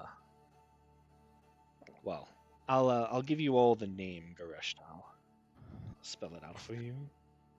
I think I already did before. I'll do it again. Guys, This I think is- the rebels might be bad. This is the guy who Or at least misguided. This is the guy who Yeah. Siokia saw in the little thing and who we ran away from in the tower, right? This is the person Siokia saw and the holographic image you saw in the tower. Where you Okay. saw, essentially, it's a 50-foot tall titan. A fiery obsidian warrior. Not just a giant. It's otherworldly. Well, at least we don't have Siokia with us anymore, so maybe he won't immediately call us on our bluffs. Okay. Also, I don't know. I feel like we should be leaving now. Yeah, that's a little fucked up there. We kind of have all the information we need. Okay. So we But I haven't always want to run away, so. we haven't made it into the city though, right? Not yet. You just saw the last of the Drow matrons get burned to death. And The next few moments, I feel like maybe we should have stopped that. the fire giant speaks up. Is that a gun? You see the tall obsidian warrior looks upward. I found some guests of mine. They saved me. I think you would enjoy talking with them.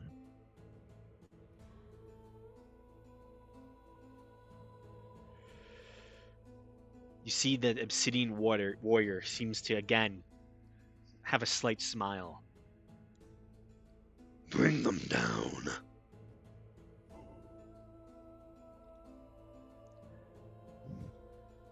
You see the fire giant looks towards you, Faradir, and motions for you to climb down the cliff.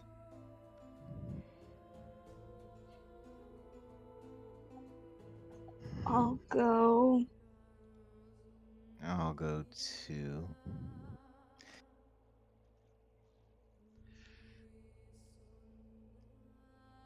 Okay.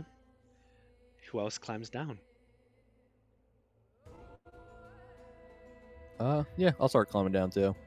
Okay. I bet he's At this gonna point, hitch a ride with the mesh. I'll stop looking I'm- through Poppet's eyes. I'll say this: you might want to climb on Faradir. She's going to be much better at this than me. And then she'll hitch a ride with Faradir. Yeah. It's not a difficult cliff to climb. It just is half movement. Oh, okay. But Faradir, you're the first to get to the bottom, and you turn around, and you battled one of these obsidian warriors before.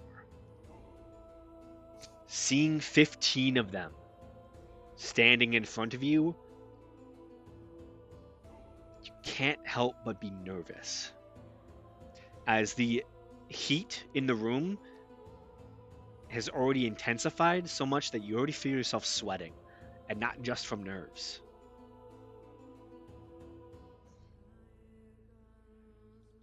Oh shit.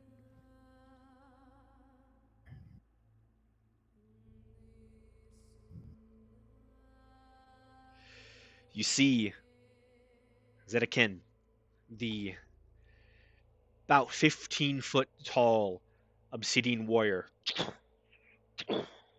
takes a few steps forward as the rest of your party eventually makes it down. You see the other warriors kind of make a semicircle around the edge of the cliff, as you all definitely feel very trapped in this moment. Eventually, you hear as the giant just leaps down, landing right next to you, Faradir. Musos, tell me, how did you find our guests?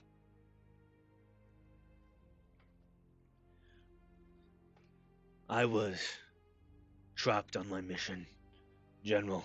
And you see he bows his head, gets on one knee as he submits himself Pulls to out a ring. this entity. A female drow with the body of a spider imprisoned me, intended to consume me fully until they arrived and saved me. What pleasant timing. Tell me, what brings you into the Underdark?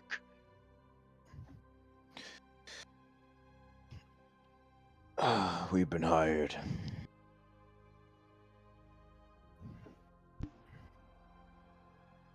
By who?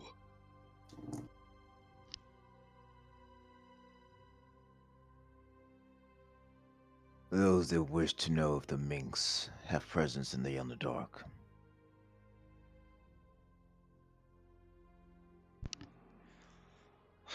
But from looking around, I guess that answer is no. Very astute.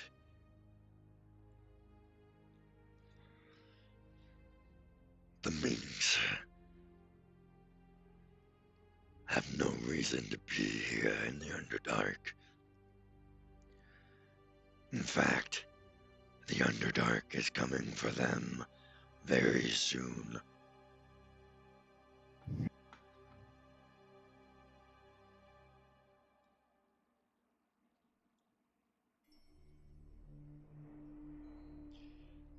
Did you hear what I said? Yeah. Okay. Just making The sure. Underdark is coming for the Minks very soon. That's Well, they always were a warring nation. What's a little more?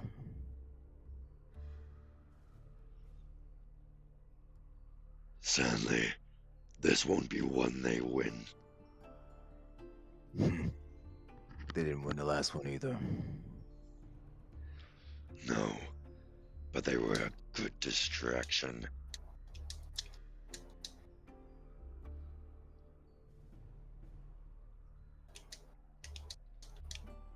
All right. Tell me, where do all of your loyalties lie now that you know this? with ourselves. Can I say that? Can I say with ourselves? You can say whatever you want to. Yeah, but like, you know, I don't want to say whatever I want to. You can say whatever you want to. If Seer says with ourselves, it's with ourselves. Actually, a more accurate answer would be wherever the gold is. What you say what you feel you want to, whether it's because you thought about it or what you felt in the spur of the moment. You do you. Yeah, I'll wherever the gold is.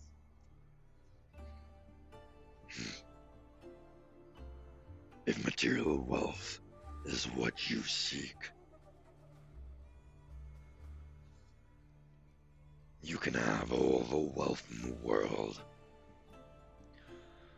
Garishtal will give it all to you if you help us.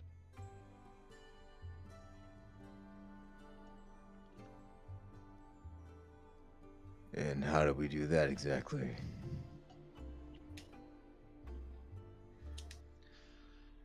I'm sure he can think of something.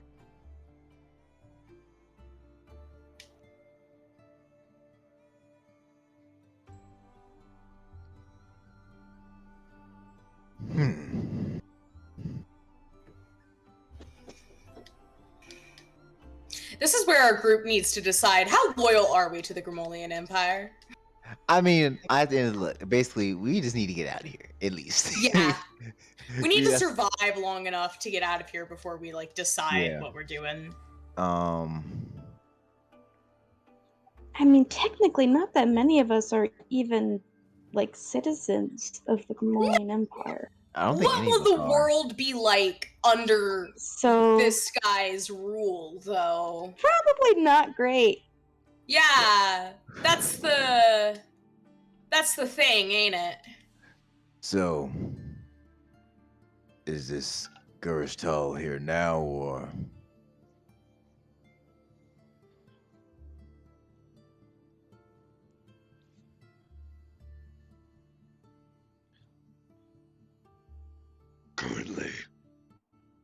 is in his lair, planning our next wave. But I'm sure he would be intrigued to meet with some individuals like ourselves.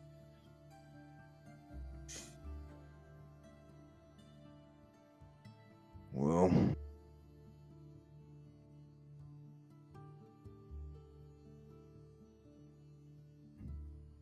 any objections? Let's look at the others. I'll just shake my head.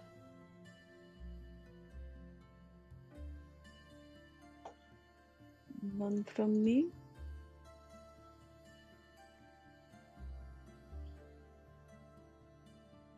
All right, let's see what your leader has to offer. You see the obsidian armor begins to crack ever so slightly, and you see the smile of a fiery obsidian elemental. Good. Surrender your weapons, your gear, and we'll escort you there.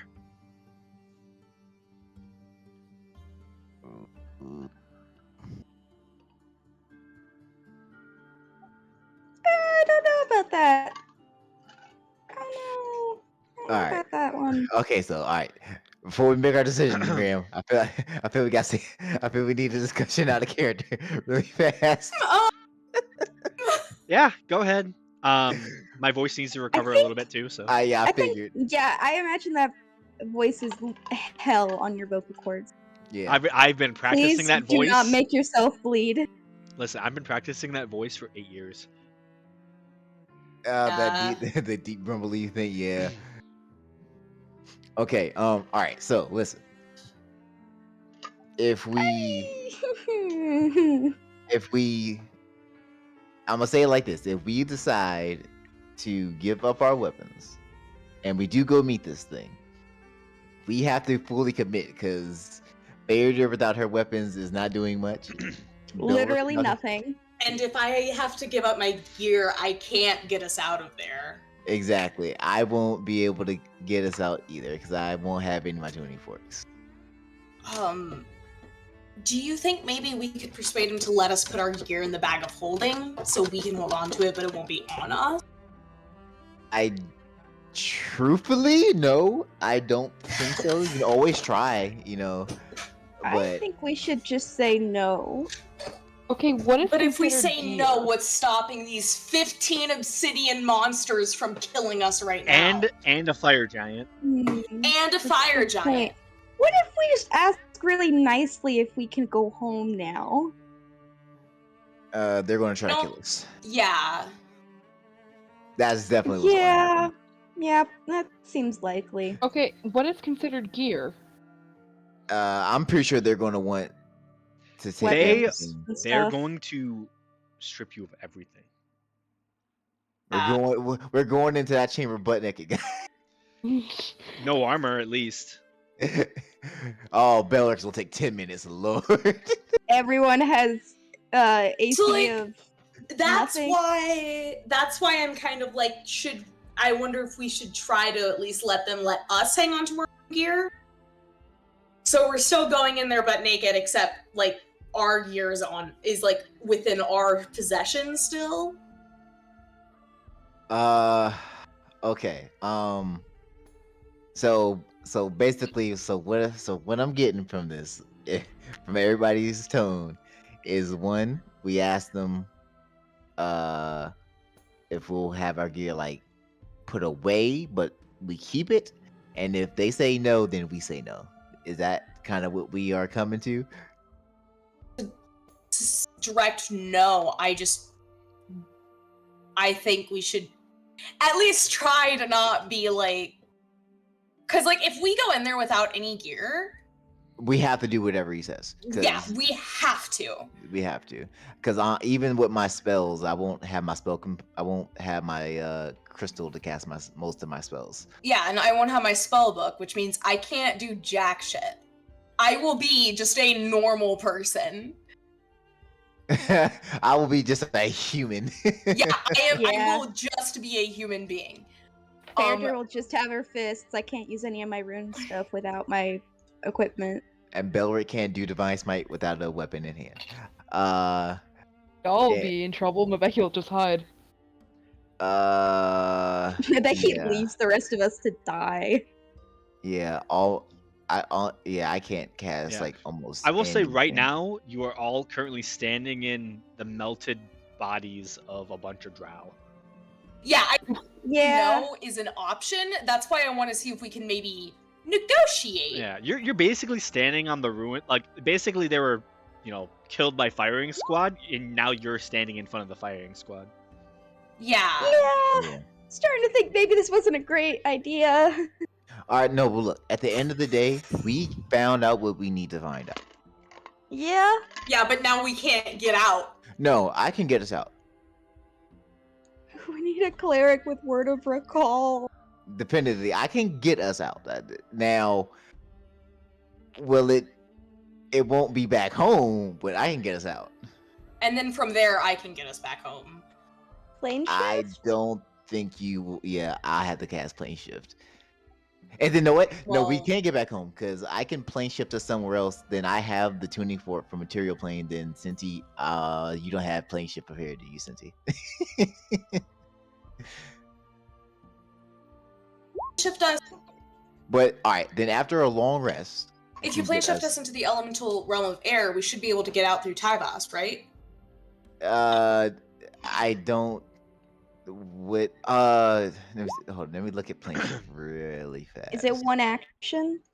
Oh yeah, it's just an action. Or at the very least, I can cast sending I think to. you need the tuning fork for the required plane. Oh yeah, and I don't have the one for air. I have the one for air.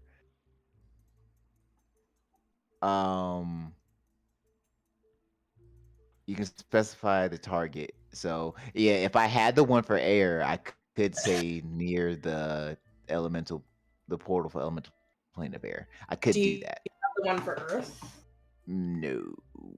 Oh, fuck. I just know how to control the portal for Earth. Well, what plane shift do you have? Where would we be going? The safest one would be probably the Feywild. Would probably Oh be the my safest. god. That's not bad.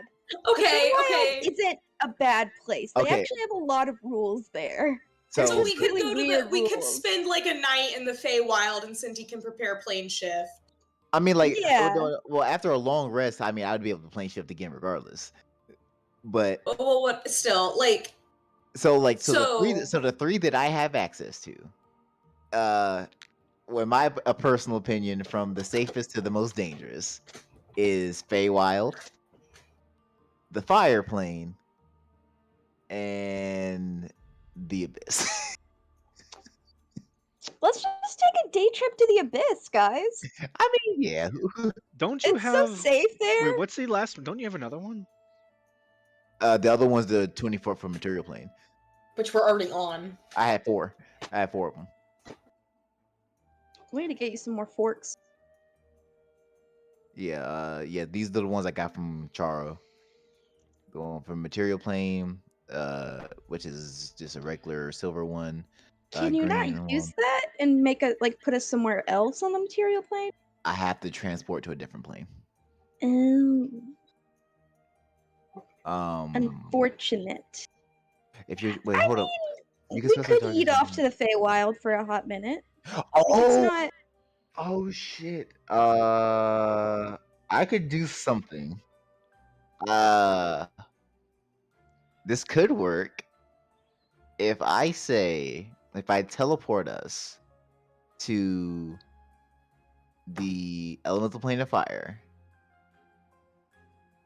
I could say to the portal under the domain of the Kriyajad. And then Mass suggestion? how many creatures? I believe it's not gonna be everyone. At that point, we're fighting. And remember, every time that we hit those things up close, we take fire damage. I mean, I think our best bet would probably just be to plane shift like right now. Get out of here. Honestly. Because we can't win a fight like this. And honestly, one of the things that I'm really worried about is if we do meet this thing and he does remember us for whatever reason. Yeah. Yeah. So like Um. can we say that our plan F escape strategy is just yeet to the Feywild and we all know that? But we can't. We can't what? Throw it out there.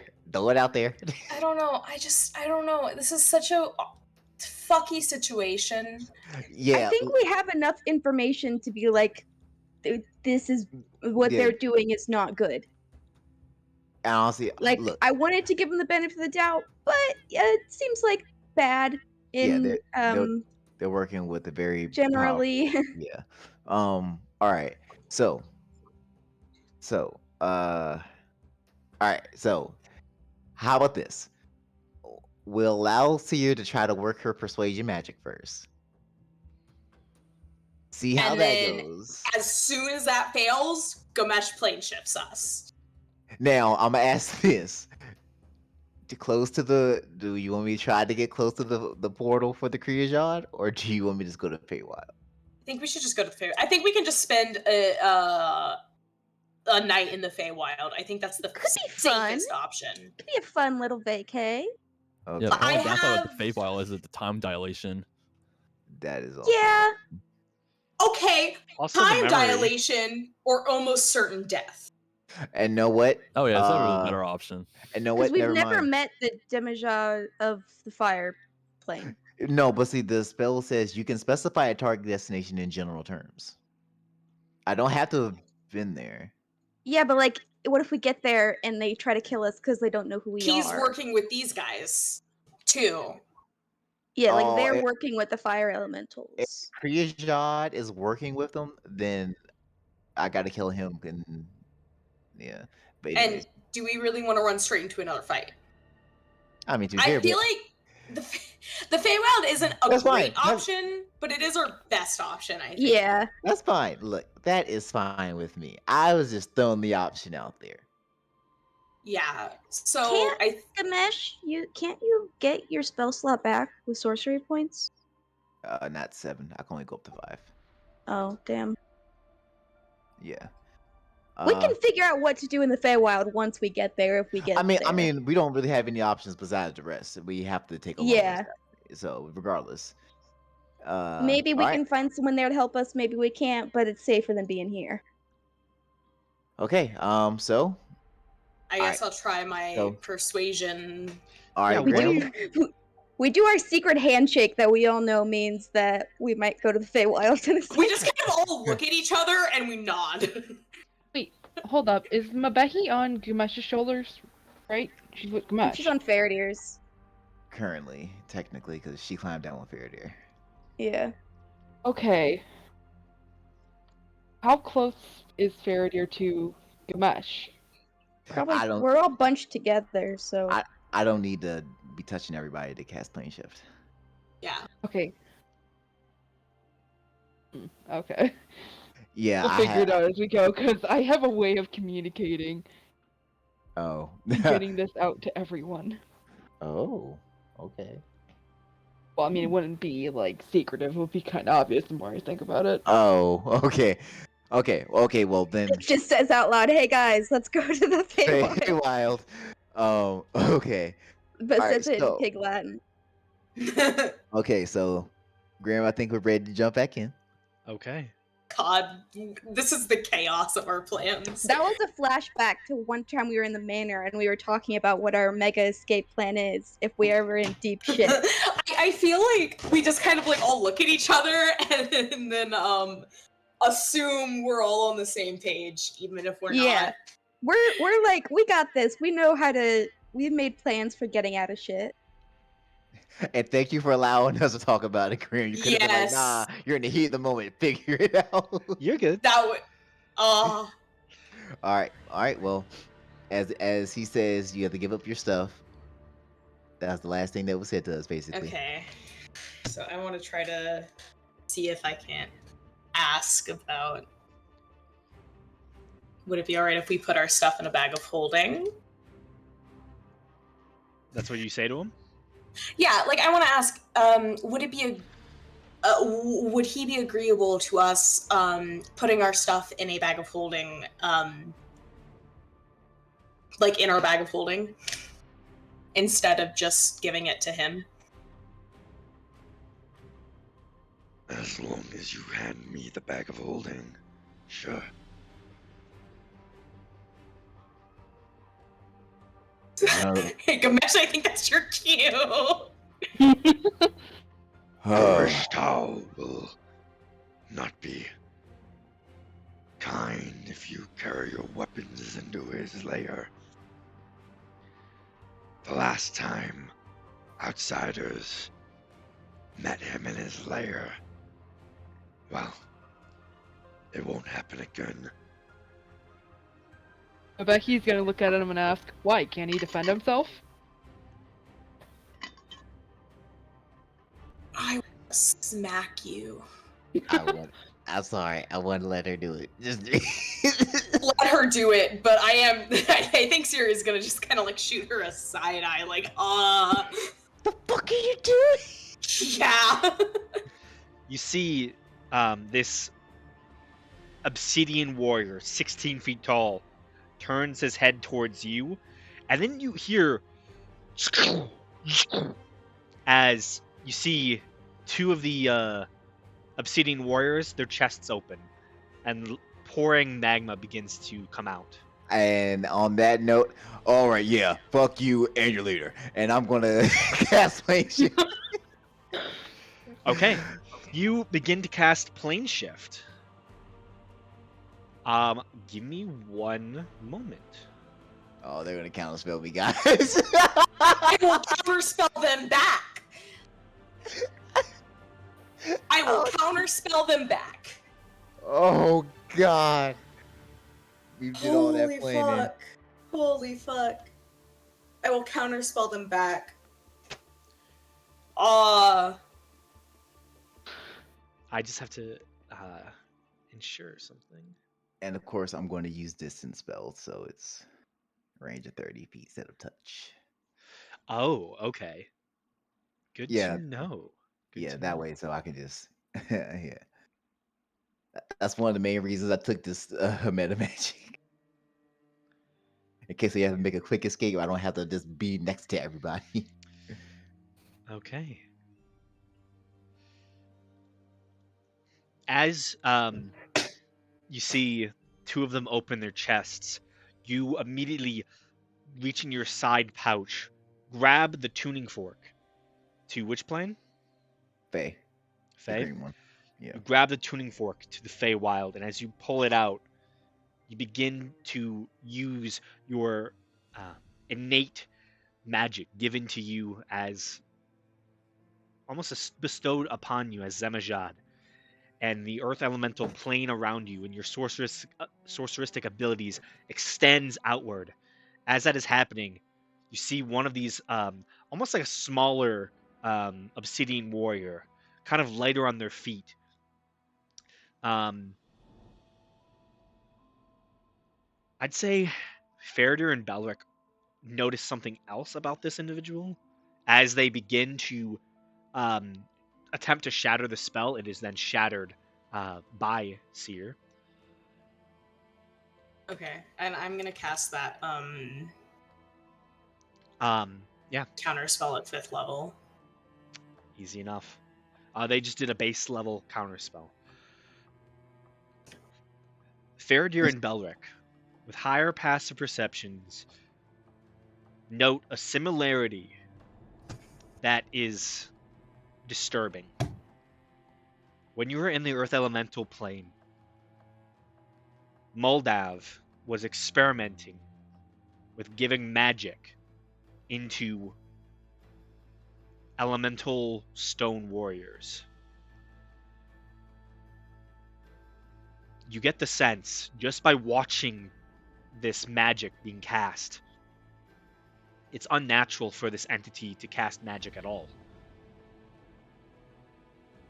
But you get the sense that someone else's magic has been infused into them. And as their spell is shattered, as their counterspell is shattered, you all disappear. In a puff of smoke, as And glitter? smoke and glitter, Yay! as a burning hot magma was about to engulf all of you. Did you I think not. wish to go anywhere in particular in the Feywild? Gamesh doesn't know anywhere up particular in the Feywild. Somewhere safe. Can So- you say somewhere safe? I suppose. You all feel a feeling. You've teleported before. You know that feeling of being sucked through the world and having that emptiness of air and breath. This is different. Similar to that of the portals, but much more intense. There is almost like an intense wave of heat as you feel the breath leave you, and suddenly you feel hundreds of degrees of heat.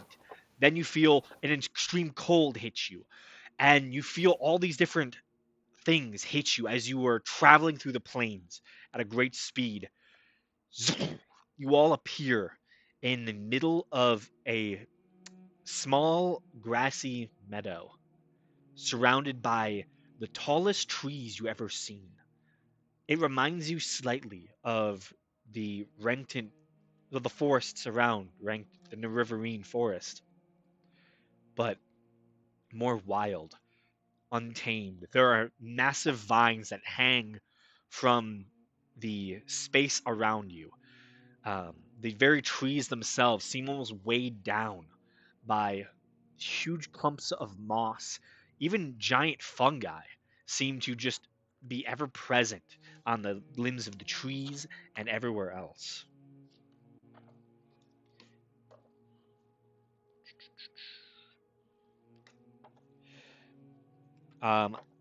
As you arrive,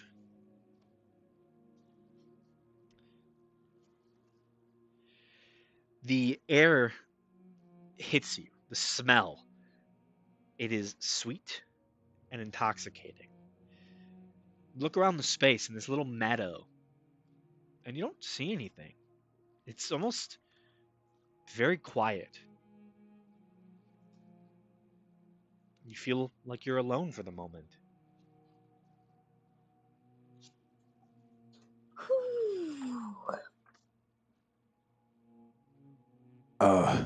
Sorry about that, guys. I didn't know really the best situation for that. I mean, hey, we got out of there and we're still alive. We are not What am I- molten rock on the ground, which is big win.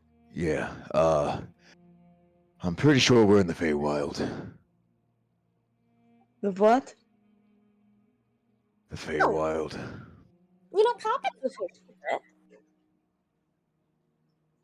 What's a fae? Know what? I'm not really the person to ask. Anyone else have any answers? No. I mean, do I? Okay, since Poppet's a Fae spirit, would I have like any information on the Fae whatsoever? I assume not, because my whole thing is demons. Yeah, you don't really have. Yeah, none of you have ever dealt with the Feywild before. And right now, you're just looking around in this space, and it's otherworldly. There is an almost permanent dusk that doesn't seem to ever shift that much. It seems very almost natural and just gorgeous.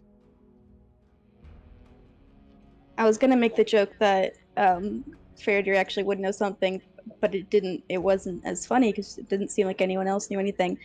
But being that one of Faradir's parents was a historian, just Faradir, she'd probably know something about the Feywild, right? The Because her legends. parents, like, yeah, you know? like, I'm sure there were books that she read as a child. It was a joke. She knows what the Feywild is, but I thought it would be funny to Yeah. pretend she didn't. Oh, Didn't turn out as funny as I had hoped. Oh,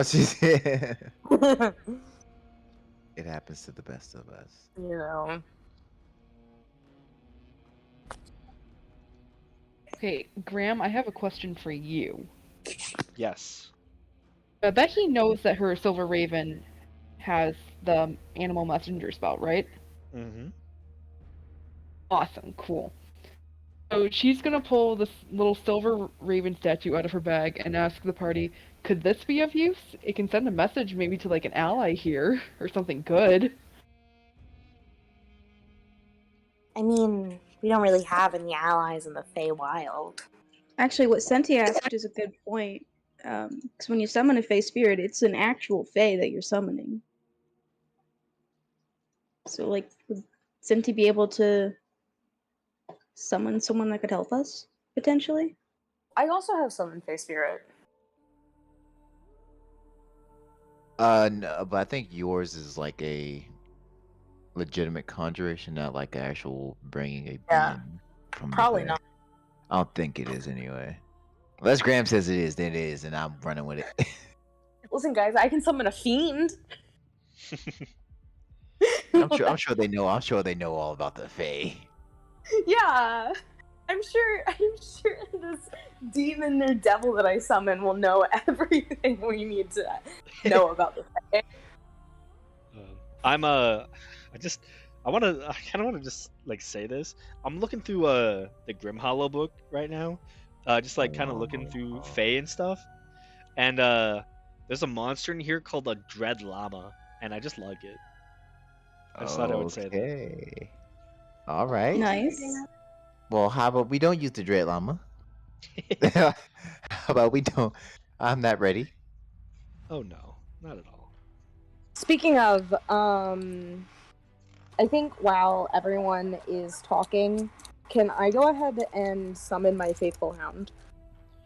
Sure. Okay. And that's just, you know, an invisible creature that can see. Know anyone that's been to the Feywild before? Don't. Also, the password for my faithful hound is gonna be popcorn again.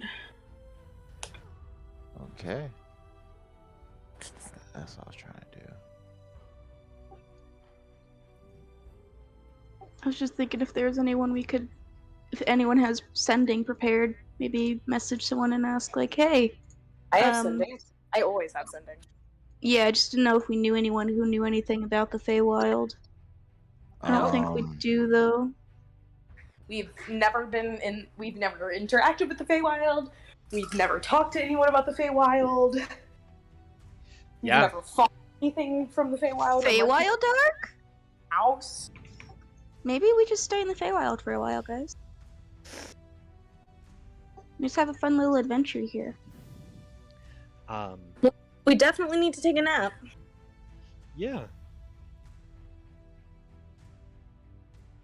And hope that we roll good on the time dilation. I can always make the tower. Oh, Well, nice. that's Well, good. since he knows Sylvan, so that's a nice little bit of information. Bonus. You know, I think overall we've got almost all the languages covered, which is pretty nice. Yeah. Maybe I speak Elvish and Infernal. Yeah. Send it the helmet of comprehend languages. Yeah. I speak Yeah, Goblin. but that's only written languages, right?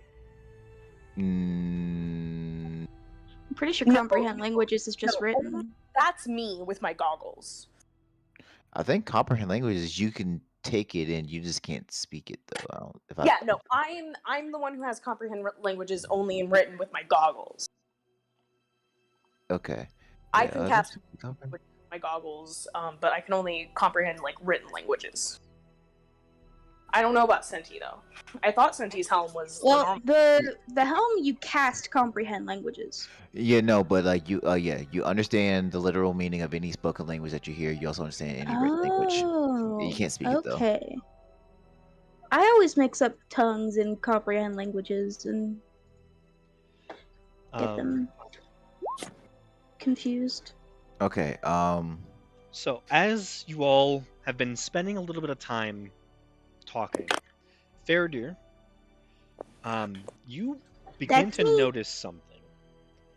As you see, Seer is currently casting her spell for the Faithful Hound. You look at the edge of the small clearing, and you see a bear. You see a medium-sized black bear is currently just standing on the edge of the forest line. Just looking at us. Yeah, pretty much. I'll give it a little wave. The bear nods its head towards you. I'll just kind of like keep looking at the bear, but say to the party, You "Do see not be alarmed, but there is a bear watching us." you see an elk kind of steps up, maybe about 10 feet off to the right side of the bear, at the very same edge of the forest line. Just looking at all of you. I think they are curious about us. 4 hedgehogs come out of the forest as well. Same, off to the left side of the bear, and start sitting there. Guys, we can make some friends.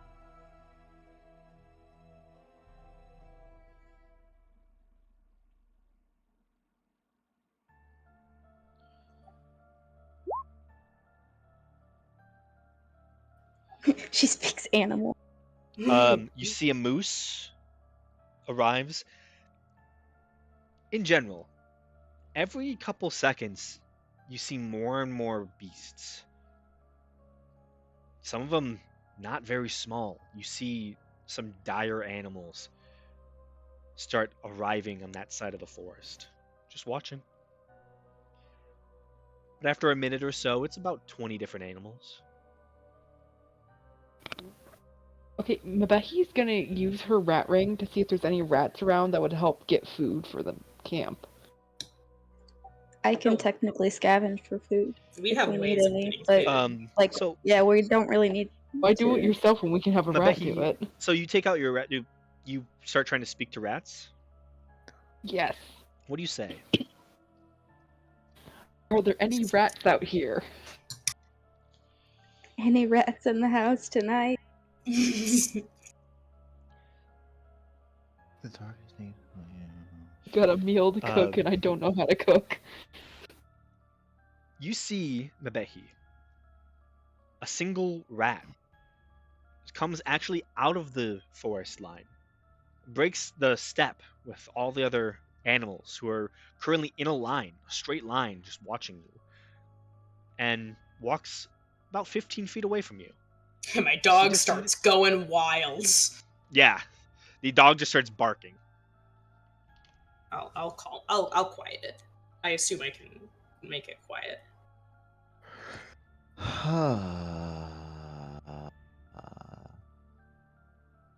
Alright, so Mabehi's gonna look at it and she's gonna say, "Hey, nice to meet you. We're kinda lost.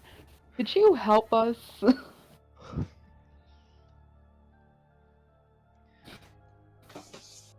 Only if you help us. Oh. What does that entail? Oh shit, I might be able to guess out of here. The enemy of the lay threatens this grove that you find yourselves in.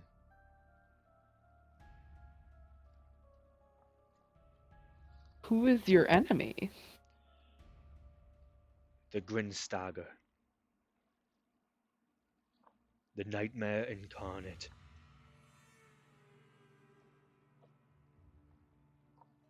Do we just walk into another civil war? Oh my god. Guys, we gotta can't go guys. anywhere. We gotta stop. We can't keep doing this. Why do we have such bad case of main character syndrome? I got a But he's question. gonna relay all this information to the team, by the way. I got a question about one of my spells, Graham. Yes. So, if I were to cast Banishment, Yes. now, yes, I know you see where I'm going, but the I know. thing I need to know is, do I have any idea on where people would go? Because it doesn't give any specifications. It just says their home plane.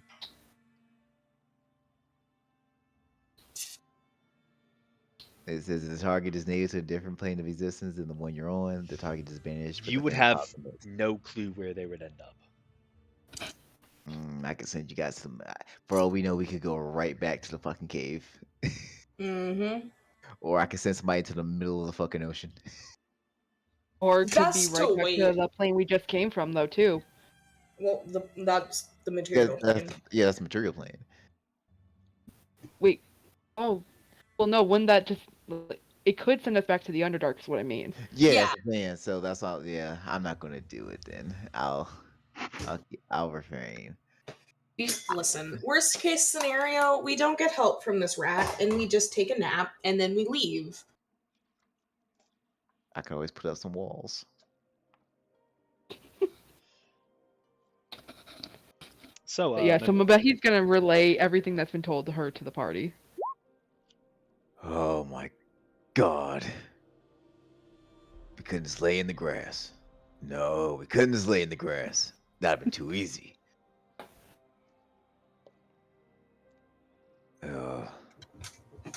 Do these do these creatures seem hostile? No. They're just staring at us. They're just chilling. Yeah. We're the neighborhood freak show. You do note that it looks as if they're, they are all beasts, natural beasts of the forest. And right now, the only one that's communicated is a rat. And it said A singular rat. It said that the enemy of the Lay, L-A-E, the Grimstagr, they need help with.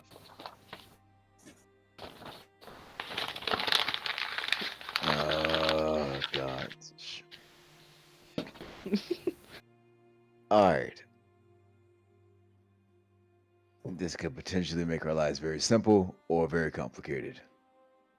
Mabehi's gonna look back at the rat. She's gonna say, what kind of an enemy is this Grimstagr? Where is it? I need to say that to Behi so she can relate because I know he can't understand me. The rat begins to speak.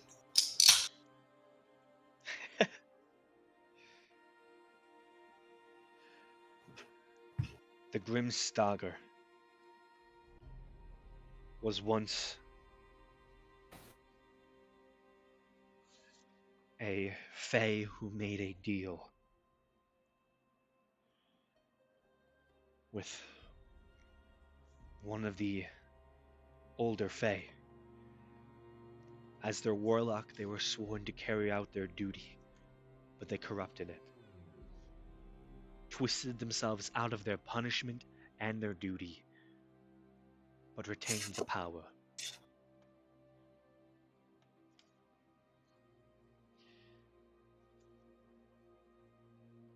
Okay, and again, she's gonna just relay this. I don't want to double speak. You should ask it if it's as powerful as like a young adult dragon, just so we can get a gauge on that.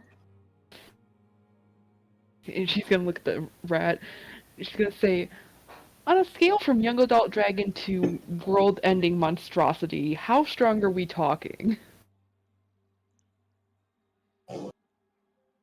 This rat doesn't know what a dragon is. It really might not. It really might not. I don't think they're native to the Feywild. They're not. They there's the fairy dragons, but Just confused this poor those little are rat. fairly weak. The Grinstaga broke out from a pact with a Fey Queen. Our lady, the Lay, is just as powerful as them, but they are more dangerous. They corrupt beasts and have been sending them after us for some time.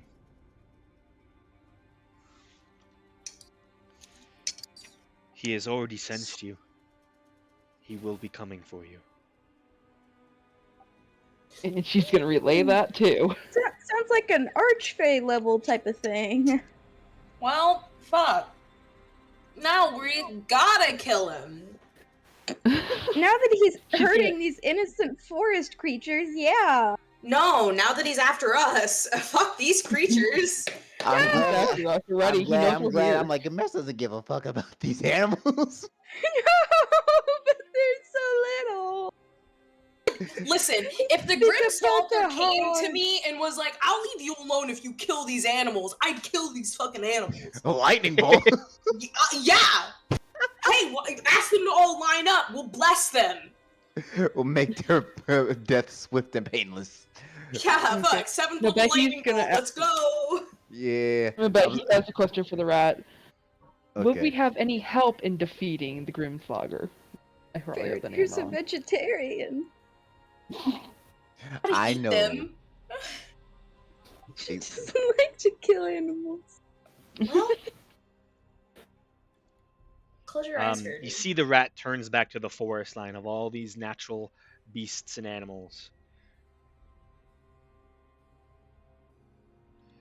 Looks back to you, Mbehi.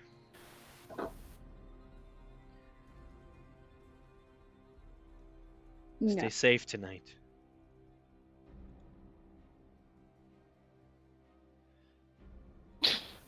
That's all. What is he coming for? How us now? big? Yes. Oh gosh. Okay.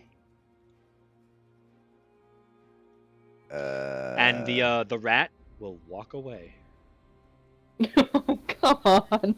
Okay, so All right. Seriously. But are we he's do- gonna turn to the group and say, I think we should just sleep in the trees. I mean, Where? I have a feeling like exactly where we sleep won't matter. The rat said Listen. that this grim snarl Whatever. is corrupting the grove, right? The one that we're Isn't currently in. Grimmsnarl a Pokemon? Yeah, it is. We're Yeah, I'm fighting a pretty sure Pokemon. Grimmsnarl is a No. Pokemon. It's I mean- so Grinstalker is Grinstagger. Okay, Stalker. Okay, not Grimmsnarl. Grimmsnarl is 100% a Pokemon. Oh, Gamesh is still gonna say Grimmsnarl. Like, but We're What? sleeping. We're sleeping, and this motherfucker shows up. oh shit.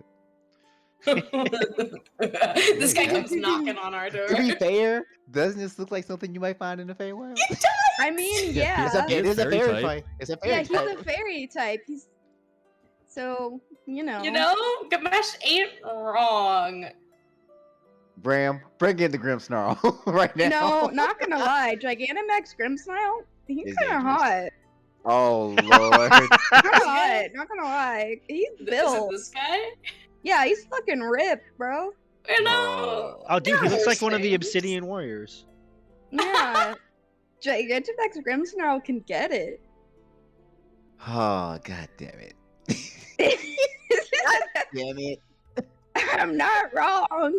Hey, to be fair though, fighting a fucking Grimmsnarl is better than fighting the fucking An Archfey. I don't know. Pokemon are kind of strong, yo. No, I'm talking about Gigantamax the I'm Pokemon are talking pretty about strong. the Grinstalker. I'm not talking Oh. about the Grinstalker. But like Okay. it's better than fighting like the people in the Underdark that you're just about to fight. Yeah, honestly. Yeah, 15, what 16? We have versus- help here. Yeah. Kind of. They're not gonna help us. No, they're not Yeah. gonna help us.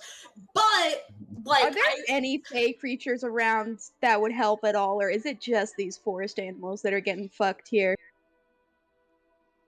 We have no idea what's going on. For Once all we know, again, look. For all we know, these could be the Fey people just as animals. that's true. So, like, all right, are we ported going? ourselves to a part of the Feywild that doesn't have people. Are we going to do something about this, or are we going to just say fuck it and sleep? I mean, listen, I have my faithful hound out. It'll bark if something comes within 30 feet of us about saying popcorn. All right, no, I'll say it like this. I know Seer doesn't really want to do anything. I'm asking everybody else. Everyone, what we have.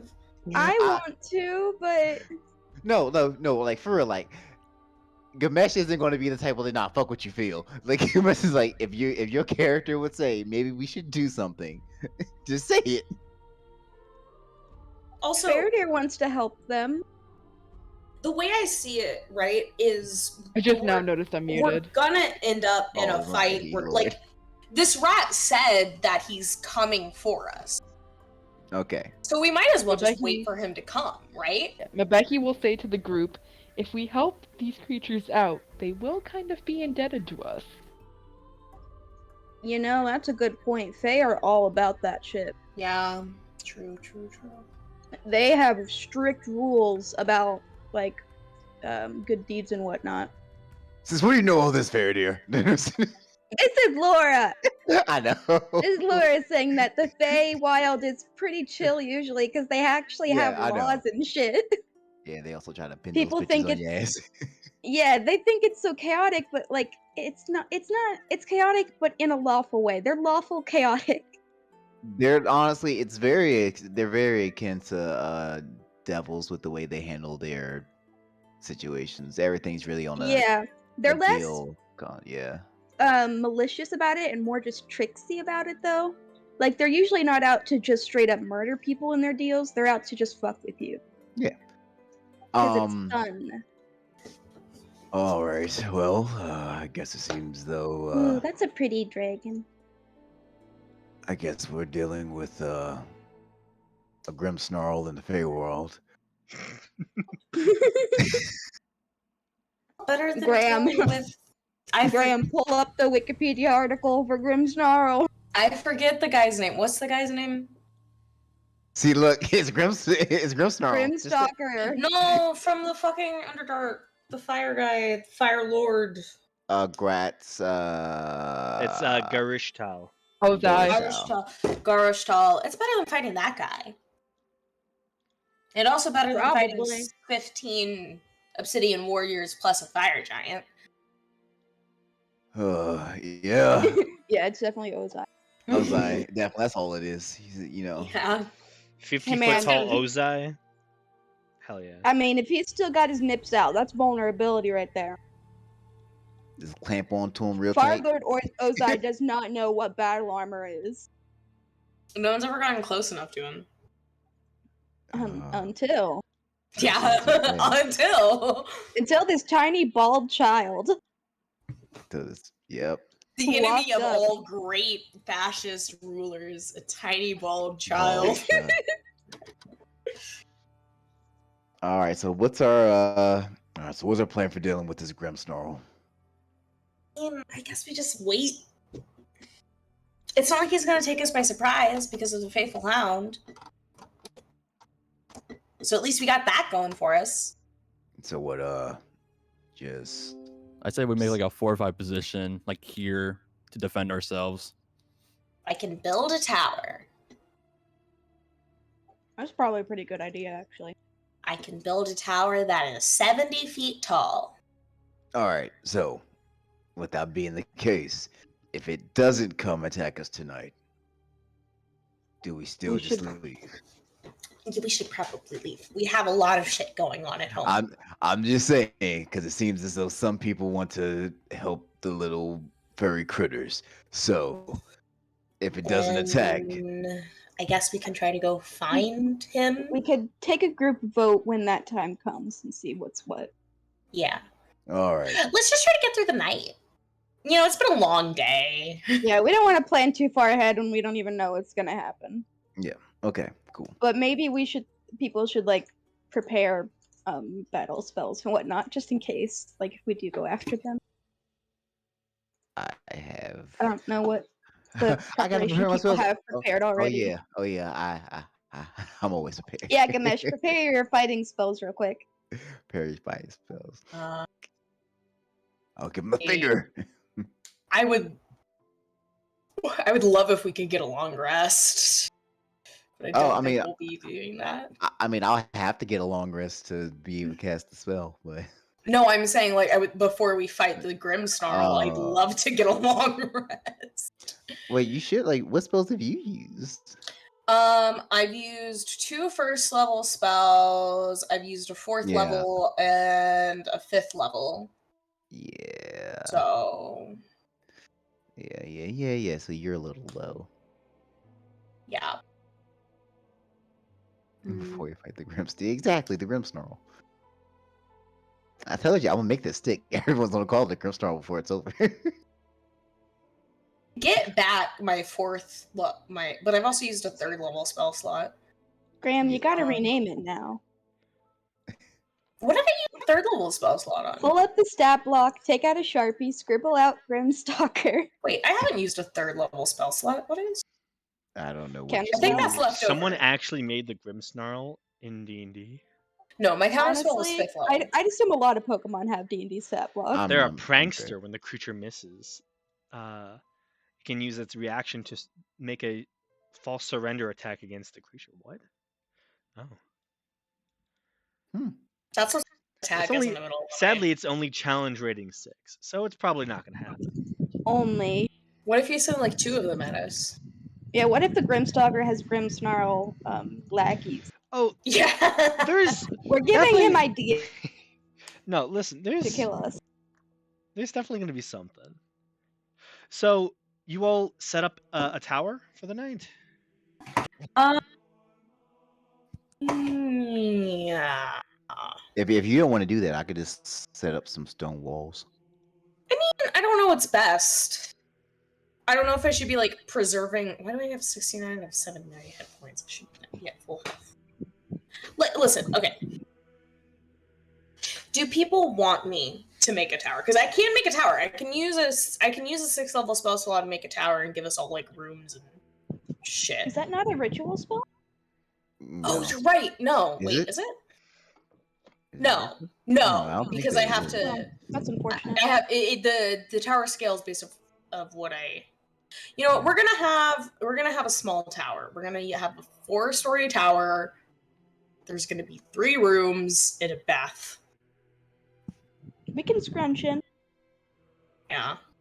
We also do like the tower and wall combination. Yes. Good idea. Tower wall combination, 2 people to a room, and we have like a bathroom that we can bathe in. Get the Underdark stink off. Get that Underdark stink. We are all covered in cobwebs, I'd assume. Yeah. That shit's sticky. Oh yeah. Also, you can bet that those of us who sweat have sweat like buckets. Oh yeah. Yeah, you were next to basically molten lava for a couple minutes there. Fair. Yeah, I was in her cooking. winter clothing. Yeah.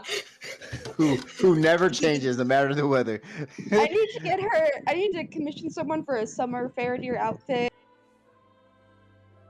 You know. Something breathable. Yeah, a lot less layers. Yeah. I'd assume, in game she does take off some layers whenever they're doing anything. She suffers. Yeah, to be fair though, if she stays close enough to for the Seer, aesthetic. If she stays close enough to Seer, Seer keeps it at a nice 70 degrees. Yeah.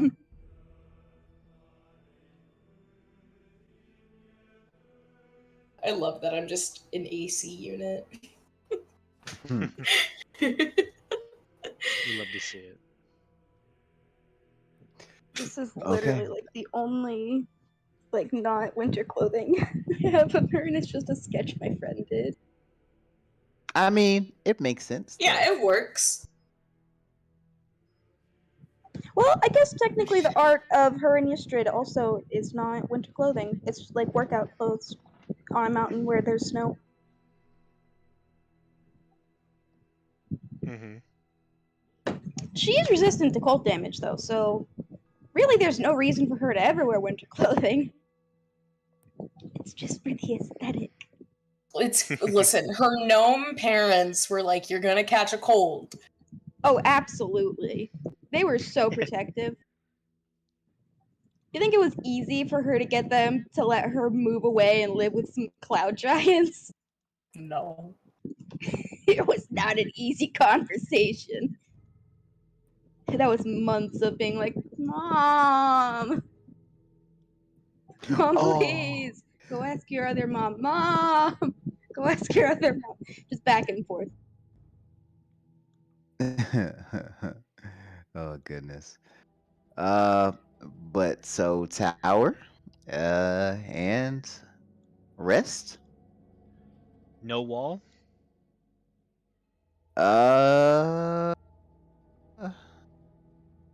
Know what?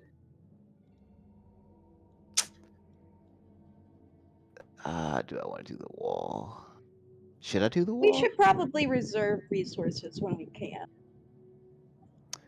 Okay, I'll hold off.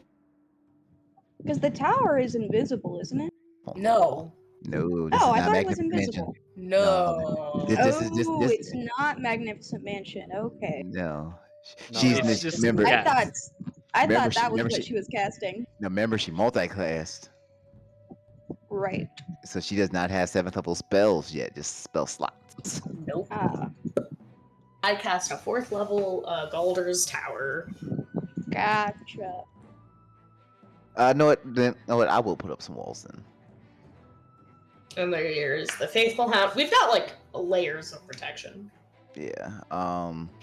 So I'll have. Here. Let me just do this, and then I can show you the map.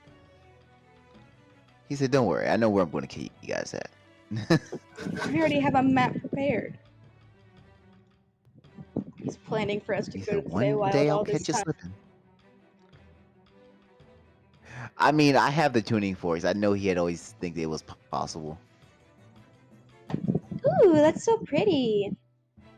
Mm-hmm. And it's Oh my god, I love this map maker. They the- always make such pretty maps. It's really nice. I think I could probably make it in like Incarnate, maybe, but I don't know. I love the art style of these people. I've used a lot of their maps before. oh yeah, neutral party. Yeah, it's real nice. Mm-hmm. Yeah. So you can do your walls wherever you wish in that map. well, where And- you? I need to see her to put down where she's gonna put the tower. Then I'll put the walls around it. I'll put the tower. Draw. A shape. Oh, the grid is confusing. Yeah, I tried to align it, but it didn't want to, I guess. That's fair enough. So that's my tower. Hang on. I'm trying to grab it. And these are the rooms of the tower at the bottom. Why can I not grab this tower and move it? I can delete it. You have to honestly. I just do. You like have to that like highlight go to the finger. mouse thing and like select over it, and then use your arrow key. Yeah, thing. it's really annoying moving the You shapes. can't that like create. actually like click and drag it. Usually. Yeah. And like you can, but you have to click like right on it. Yeah, you like, gotta get the exact pixel. Oh, this Yeah. is nice. I like how it has this little tower thing. That's new. There's an observatory and like Yeah. I think Yeah. I've had that for like probably a year now. What? The little at the bottom of the map. Look. I don't cast Galder's Oh. Tower nearly as much anymore. Yeah. It has. Yeah. I mean, we So travel we so fast. have 4 bedrooms and a bath. Yeah. And it is. The bath is at the so- bottom and the bedrooms are up top, obviously for security Yeah, reasons. it is night, so I'll do that. as you all go to try and get a rest.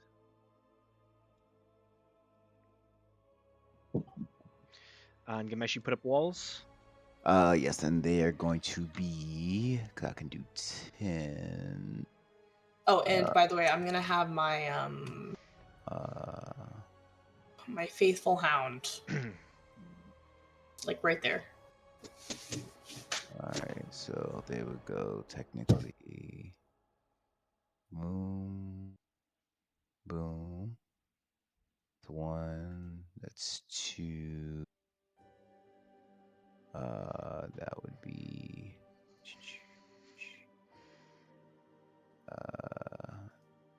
Then right. 3. 4. 5.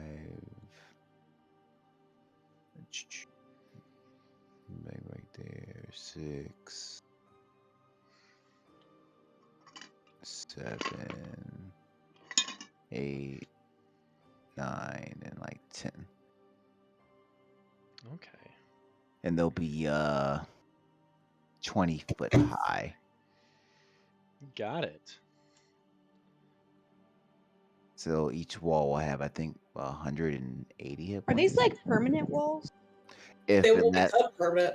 if they last for the full 10 minutes. Okay. We're just gonna leave this monument here for What to our creatures in the greatness. future to be like, what is this? Destroy it. Oh yeah, they'll I'm pretty sure they'll wreck it. Probably. Good for them.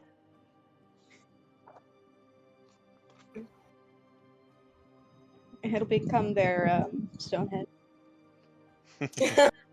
Who made this and why?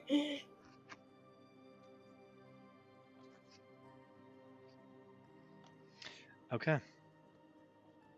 So, you all climb into the tower as the walls are currently up. Put you all in your little tower, or at least within the walls. Here, I might try to fix this again to make the map a little bit better. I don't know why the align to grid is not working anymore. It's never worked for me. I always just have to manually do it. It usually is really good.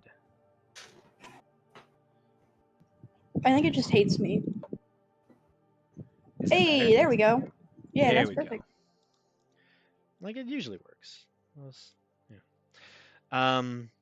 There we go. So, do all of you set a watch for this night? Definitely. Yeah. Okay. Who does what? I'll take second watch. I'll go ahead and take first. I'll do the third one.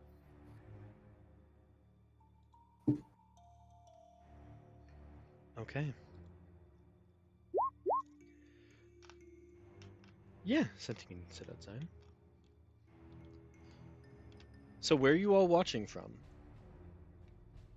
Senti's outside. Are there windows of the tower? I believe so. If Seer Is there also like a roof area on the tower too? I don't know. I don't think there is a roof access. But yeah, I am sure there are windows. I think it depends on the room. It's just a bedroom, so I don't think it would have roof access. Probably not. We can just like rotate. Whoever is in the room with the window is gonna be the person on watch. Okay.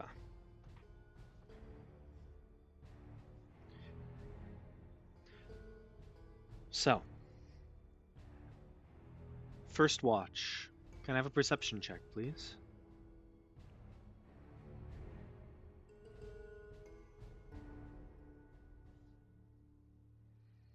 Oh, that was me. Sorry. Yeah.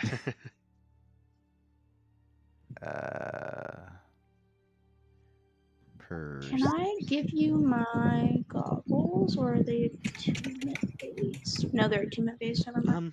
Either or, Senti. You can either roll a perception check. What watch are you taking? Are you just staying up, or? Well, you And still got Senti to. can technically do all of them. Well, she still has to spend at least 6 hours. Oh in yeah, you can active. still you can see and hear his room. Okay. Yeah, she You're just just had to like inactive. interrupt her rest if Oh yeah. she wanted to act. Yeah. Go ahead and make me a perception check for each watch Oh. then. Guidance, magical guidance. Let's re-roll that. Sorcery point. Oh well. Yeah. Okay. Better than a nat one. Senti, in your Yeah, motionless state, In her mostly state, she still sees more than I do. you are very perceptive. Nothing seems to change in the first few hours of rest. Gamesh, looking around, the sky doesn't get too dark. The ever-present twilight here is very beautiful, and it's dark enough to sleep.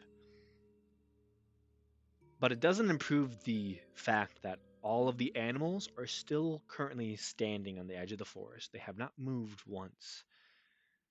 They just stand there motionless, which is a strange sight to see natural beasts standing guard. Second watch, perception checks.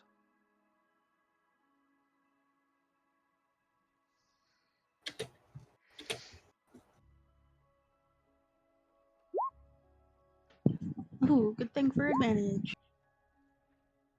Okay. Second watch. Both Senti and Faradir notice, about half hour into their watch, the animals all look to their left and the right, looking at each other. And then they slowly begin to back out of the clearing.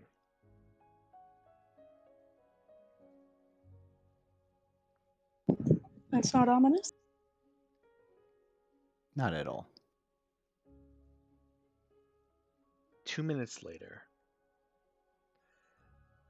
a strange sound echoes across the forest.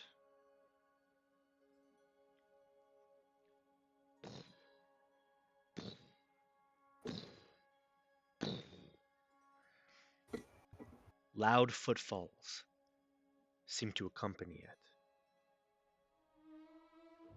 What are you doing?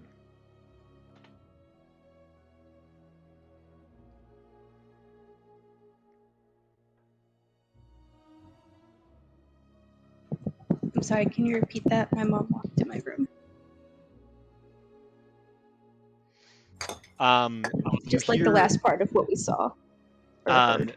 You heard a strange sound echo over the forest, and then you hear distant thudding as something big seems to be looming in this direction.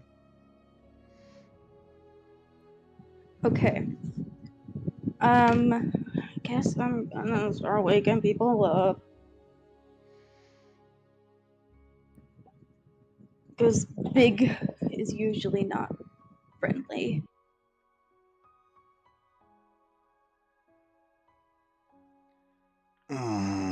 Okay.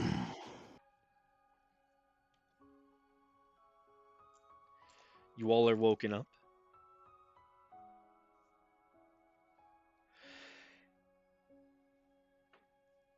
As you all wake up, you begin to hear the distant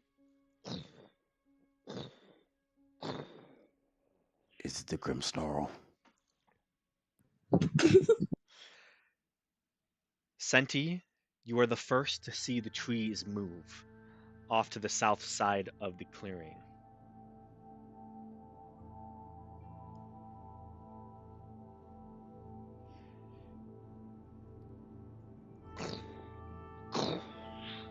You see a bit of trees slightly move as you see two large eyes peer through a set of branches towards you.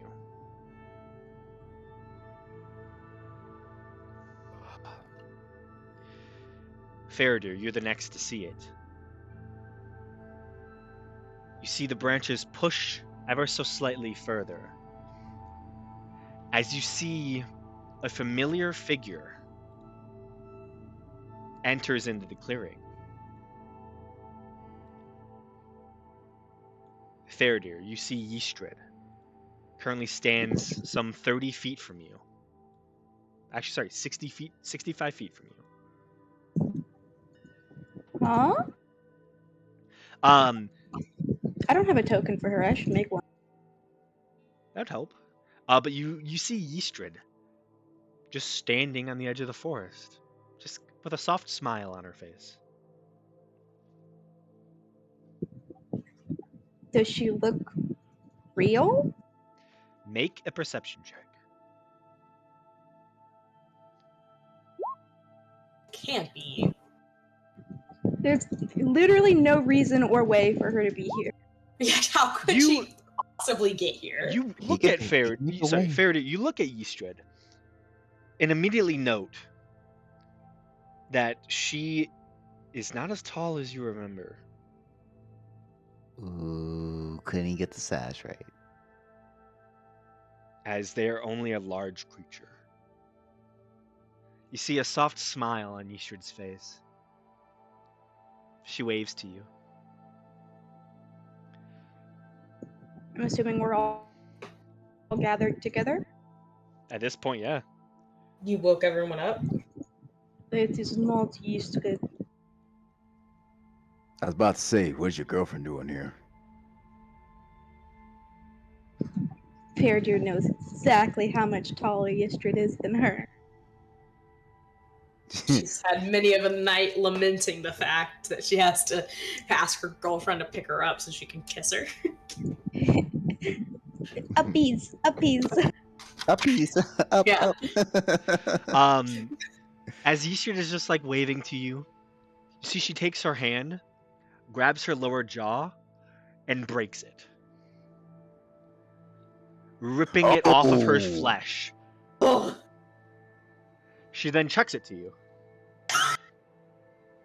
Well, that's one way to give a gift. Whoa. Even knowing it's not Ystrid, Faradir looks horrified and like nauseous.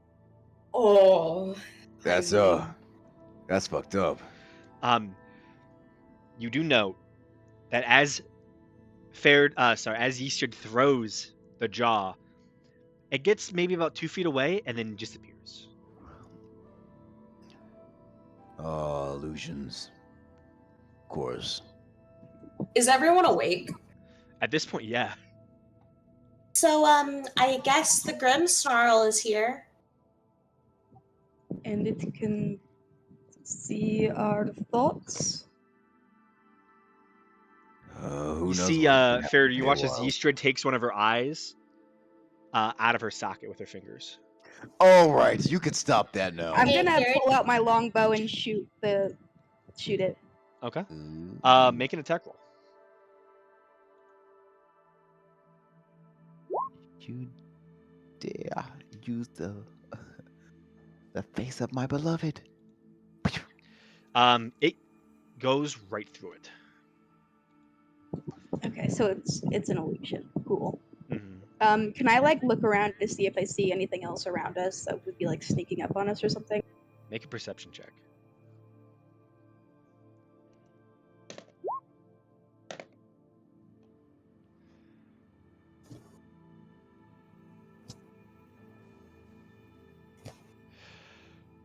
You see the opposite side of the south side of this. You see a few bushes are slightly moving.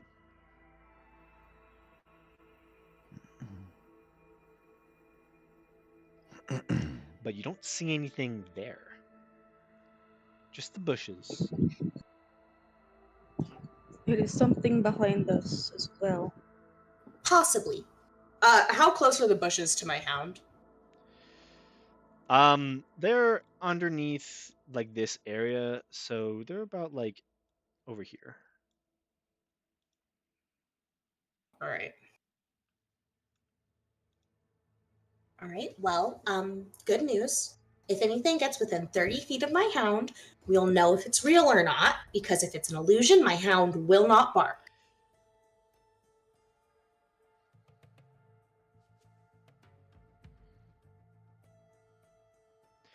So I think our best bet is to sit still. Yeah, I'm gonna like keep my longbow drawn and just waiting for anything to approach or whatever. Yeah. Also, if you'd like, I can send Poppet out there.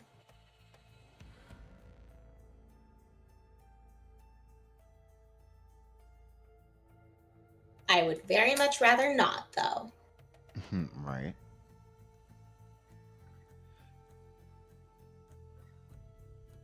Poppet dies and Seer just runs off into the woods of the Feywilds, never to be seen again. Oh wow, that would Rip. suck ass. I'm going to find a new Poppet. Seer forgets that Poppet can be resummoned. Make a perception check. Feral. So, you sent Poppet out? God, do y'all want me to? I'm just curious. I'm asking my I party. don't know if that's necessary. Like, we know it's here, Yeah, just waiting. Honestly, for real, I don't think there's anything Poppet is going to see that we wouldn't be able to see ourselves, realistically. Then no, I don't send Poppet out there. I hold him Yeah. close to me and I pet his I'd head. assume we're probably outside the walls, though, right? Well, To be we'd have seeing these to things? we have to jump over the walls. I would assume that we're like in the top floor of the tower.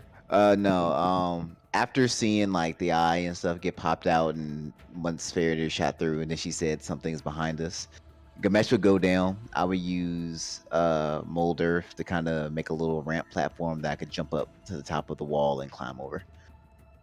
Do you want to like Okay. stand on the wall and look out rather than move down outside of the walls? The wall's only like 6 inches thick. You can stand on a 6-inch thick. I don't trust Gamesh's dexterity. Not in the slightest. Not in the slightest. Okay, Gamesh, you get to the edge of the wall. I'm on the outside. now. You all Yeah, I'll go hear there that as well. distant, strange sound again, echoing across the treetops, which makes you believe that there is something else slightly further away. Can we get a feel for what direction? Southward. Southward. It wants us to move out of our little protected zone. Probably. Oh no. I Well, moved 'cause it my- earlier too. Here, actually, I will. I'll do this for now. Can I do this? Hell yeah! I sent it to the map layer. Okay, perfect. Look at you with all the bright ideas. There we go. Okay, cool. Okay.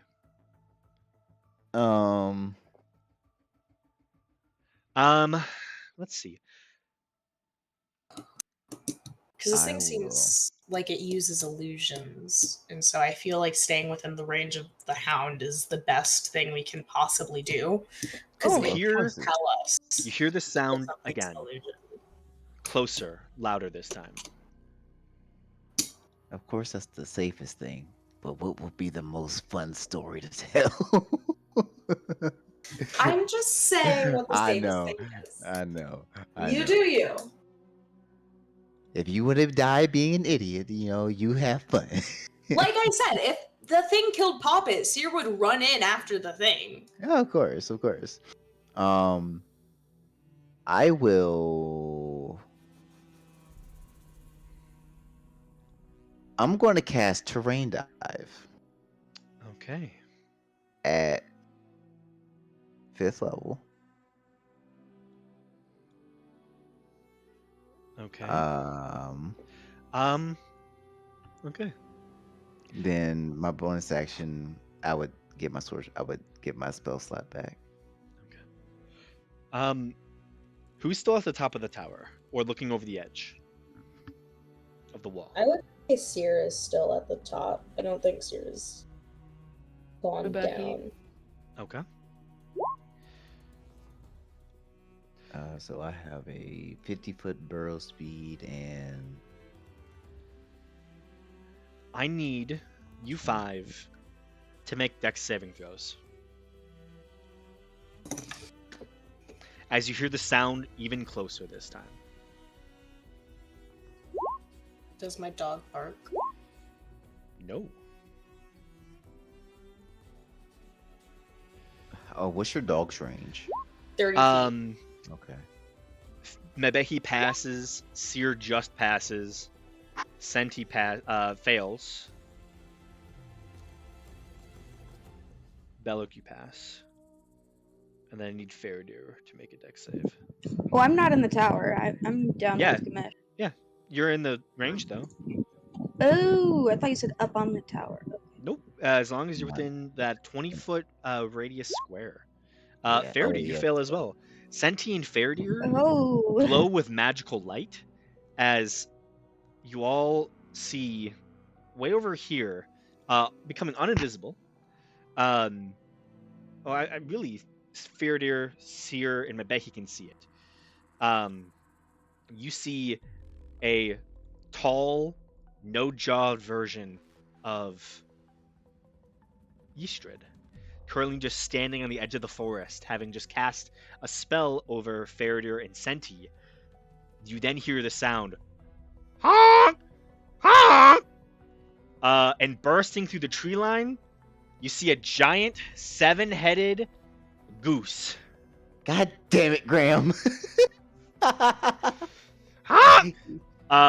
And as it just starts barreling forward towards the party Does and my the held tower. action go off? I'd say yes. Okay, I'm gonna shoot at And the hound is going wild. gonna shoot at the goose. God damn it, this goddamn goose.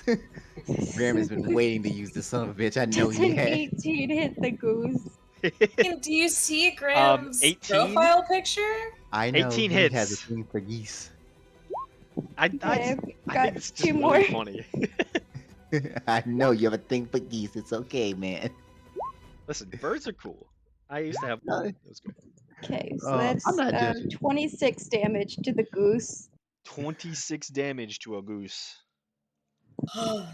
Oh gosh.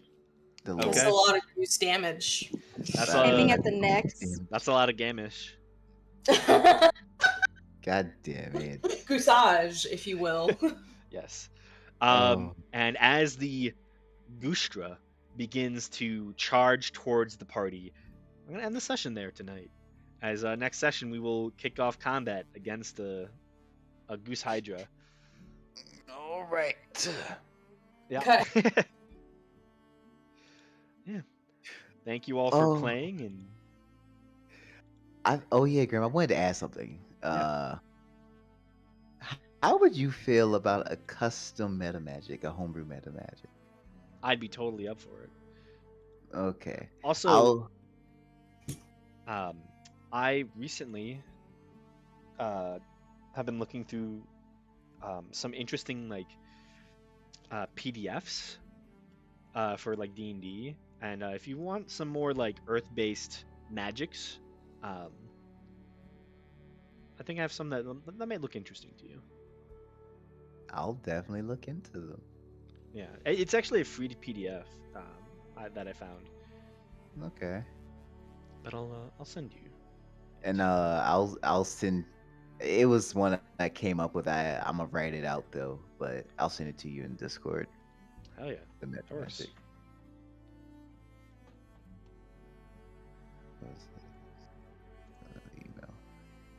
Email. Good session, guys. Good session. Hell yeah. Stressful session. I've been waiting on Garishtal's release for years. Oh man. I'm gonna come out and say it. I don't like him. I don't like him. What do you mean? Controversial opinion. I think he's a bad guy. I think he's a bad guy. I Listen. like him. I like him. You would.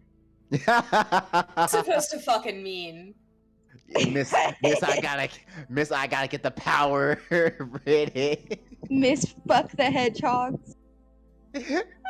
Let them die.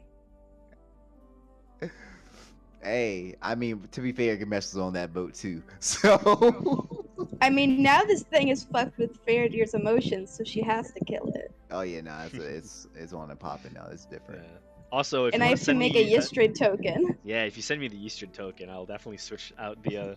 That's so yeah. If you want to see what it technically is supposed to look like normally, they have it can polymorph into any large creature. So that's what it normally looks like, and this is what this looks like. Terrible. It's so good. It looks so gross. I disagree. Listen, you went to the Feywild. I think I it's saw bad, an interesting actually. Fey that's like really powerful. I'm like, I have to use it. I have to. When else will I be able to use this Fey? Probably no time soon. Yeah, to be honest. I knew we were going to come here eventually, because we were going to have to make an escape at least once. I knew it, but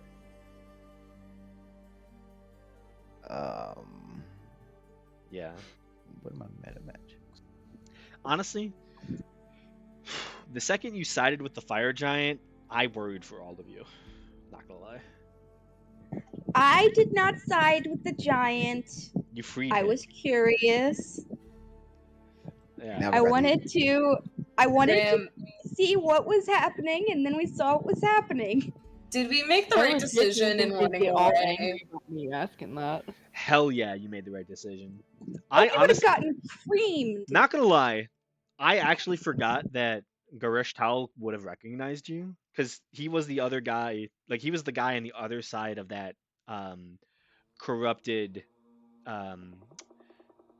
What is it? It's like the scrying orb. He was Yeah, the other. I know. Yeah. But But see, my thing is, I didn't know if he only saw Tiokia or if he saw all of us. We didn't know, so that's why I was like, nah. If that's what we're talking about, I was like, nah. he only saw probably... Siokia, technically. But Okay. I think you went in there, right? Who took it out of the?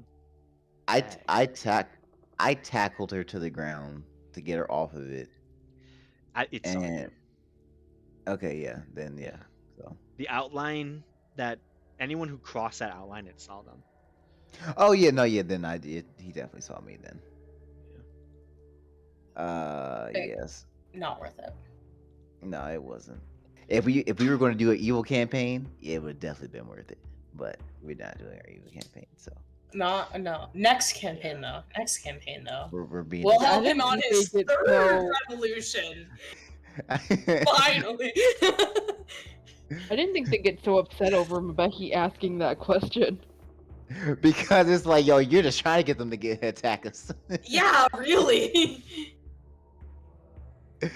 You just insulted them. Right to the face. It's like, hey, ballsy. I like it. Yeah. Like, oh shit. It's like, what? Can he protect himself? And then we're gone. Yep. That was, oh man. Yeah, you guys kind of fucked up. I Hey, mean, to we be got fair, the we did. information we needed fairly efficiently. Right. It We didn't didn't take have any to time wait at all. long to figure out what was going on. Undercover. I feel a little guilty about letting those drow matrons get melted. But what were we really realistically Yeah, gonna do? it's like we couldn't really have stopped them, but I do feel bad about it still. Yeah. Listen, we are not well, yeah, we are not heroes. Like we Gamesh is not a Faradir hero. wants to be a hero. See, you don't say that though. She doesn't say that type of stuff. She's not like altruistic, but she wants to do good things. She wants to Well, help people. Well, listen, I tell you this all the time. Do not make a choice thinking that, like, our character, like, Gamesh isn't going to look at you crazy. If you go in and try to defend someone, anyone that attacks you, Gamesh got you. Oh, well, I knew I couldn't do anything in that situation anyway. Like, if it wasn't immediate death, then I would have done something. But that, like, what was I going to do there? Okay. It wouldn't have been immediate death, but We'd have been a fight. You that know. would have been the most difficult combat you have ever been in. Probably a near TPK. Because Lots honestly, of people rolling stats. because we remember every time we strike them with a melee attack. Yeah, and that's all I have. So. Yeah, fire damage, fire damage, fire damage, fire damage. Fire damage. They are technically, I think they're like challenge rating 11, each one of them. And there's 15 of Yeah. them. Yep. Yeah, so basically we die. Oh yeah, that would. Yeah, I mean, That was no. challenge rating Listen, 165 total. we wouldn't have died because regardless, Gamesh would have teleported us out at some point. That's the definitive thing. We wouldn't have gotten out as scratchless as we had. Oh yeah, no, definitely not. But I would honestly rather fight a Goostra than Chris. Yeah. This is a much more fair fight for us. I feel like we have the skills to defeat a Goostra. I feel like we've been able to like create like a defensible point. We've honed our Goostra defeating strategies. we have. We've trained for this day. It's We been a always knew long it would time come. coming. Always. Okay. God, I have to figure out what kind of token this strip needs. Pop it as Oh, and the other token looks good, Laura. I just realized I never messaged you back. Okay, cool. Oh, is this for Thursdays? Yeah. Yeah. Ooh. I'm curious. It took me so long to try and figure out a border for your companion, Gamesh, because I was like, dragons are very hard to make tokens for, honestly. They're very difficult. That's fine. That's understandable. It's just something about dragons makes them hard to I understand. I do. understand. I've made there's a multiple lot. dragon tokens, and it's just hard.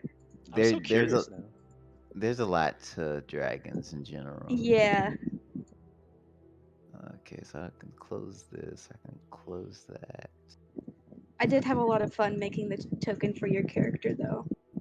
Whenever it's not fully done, it looks like an absolute shit show. And then I click a few buttons and it looks like that. I'm like, cool. I love technology. I love it. I love clipping layers. They're my best.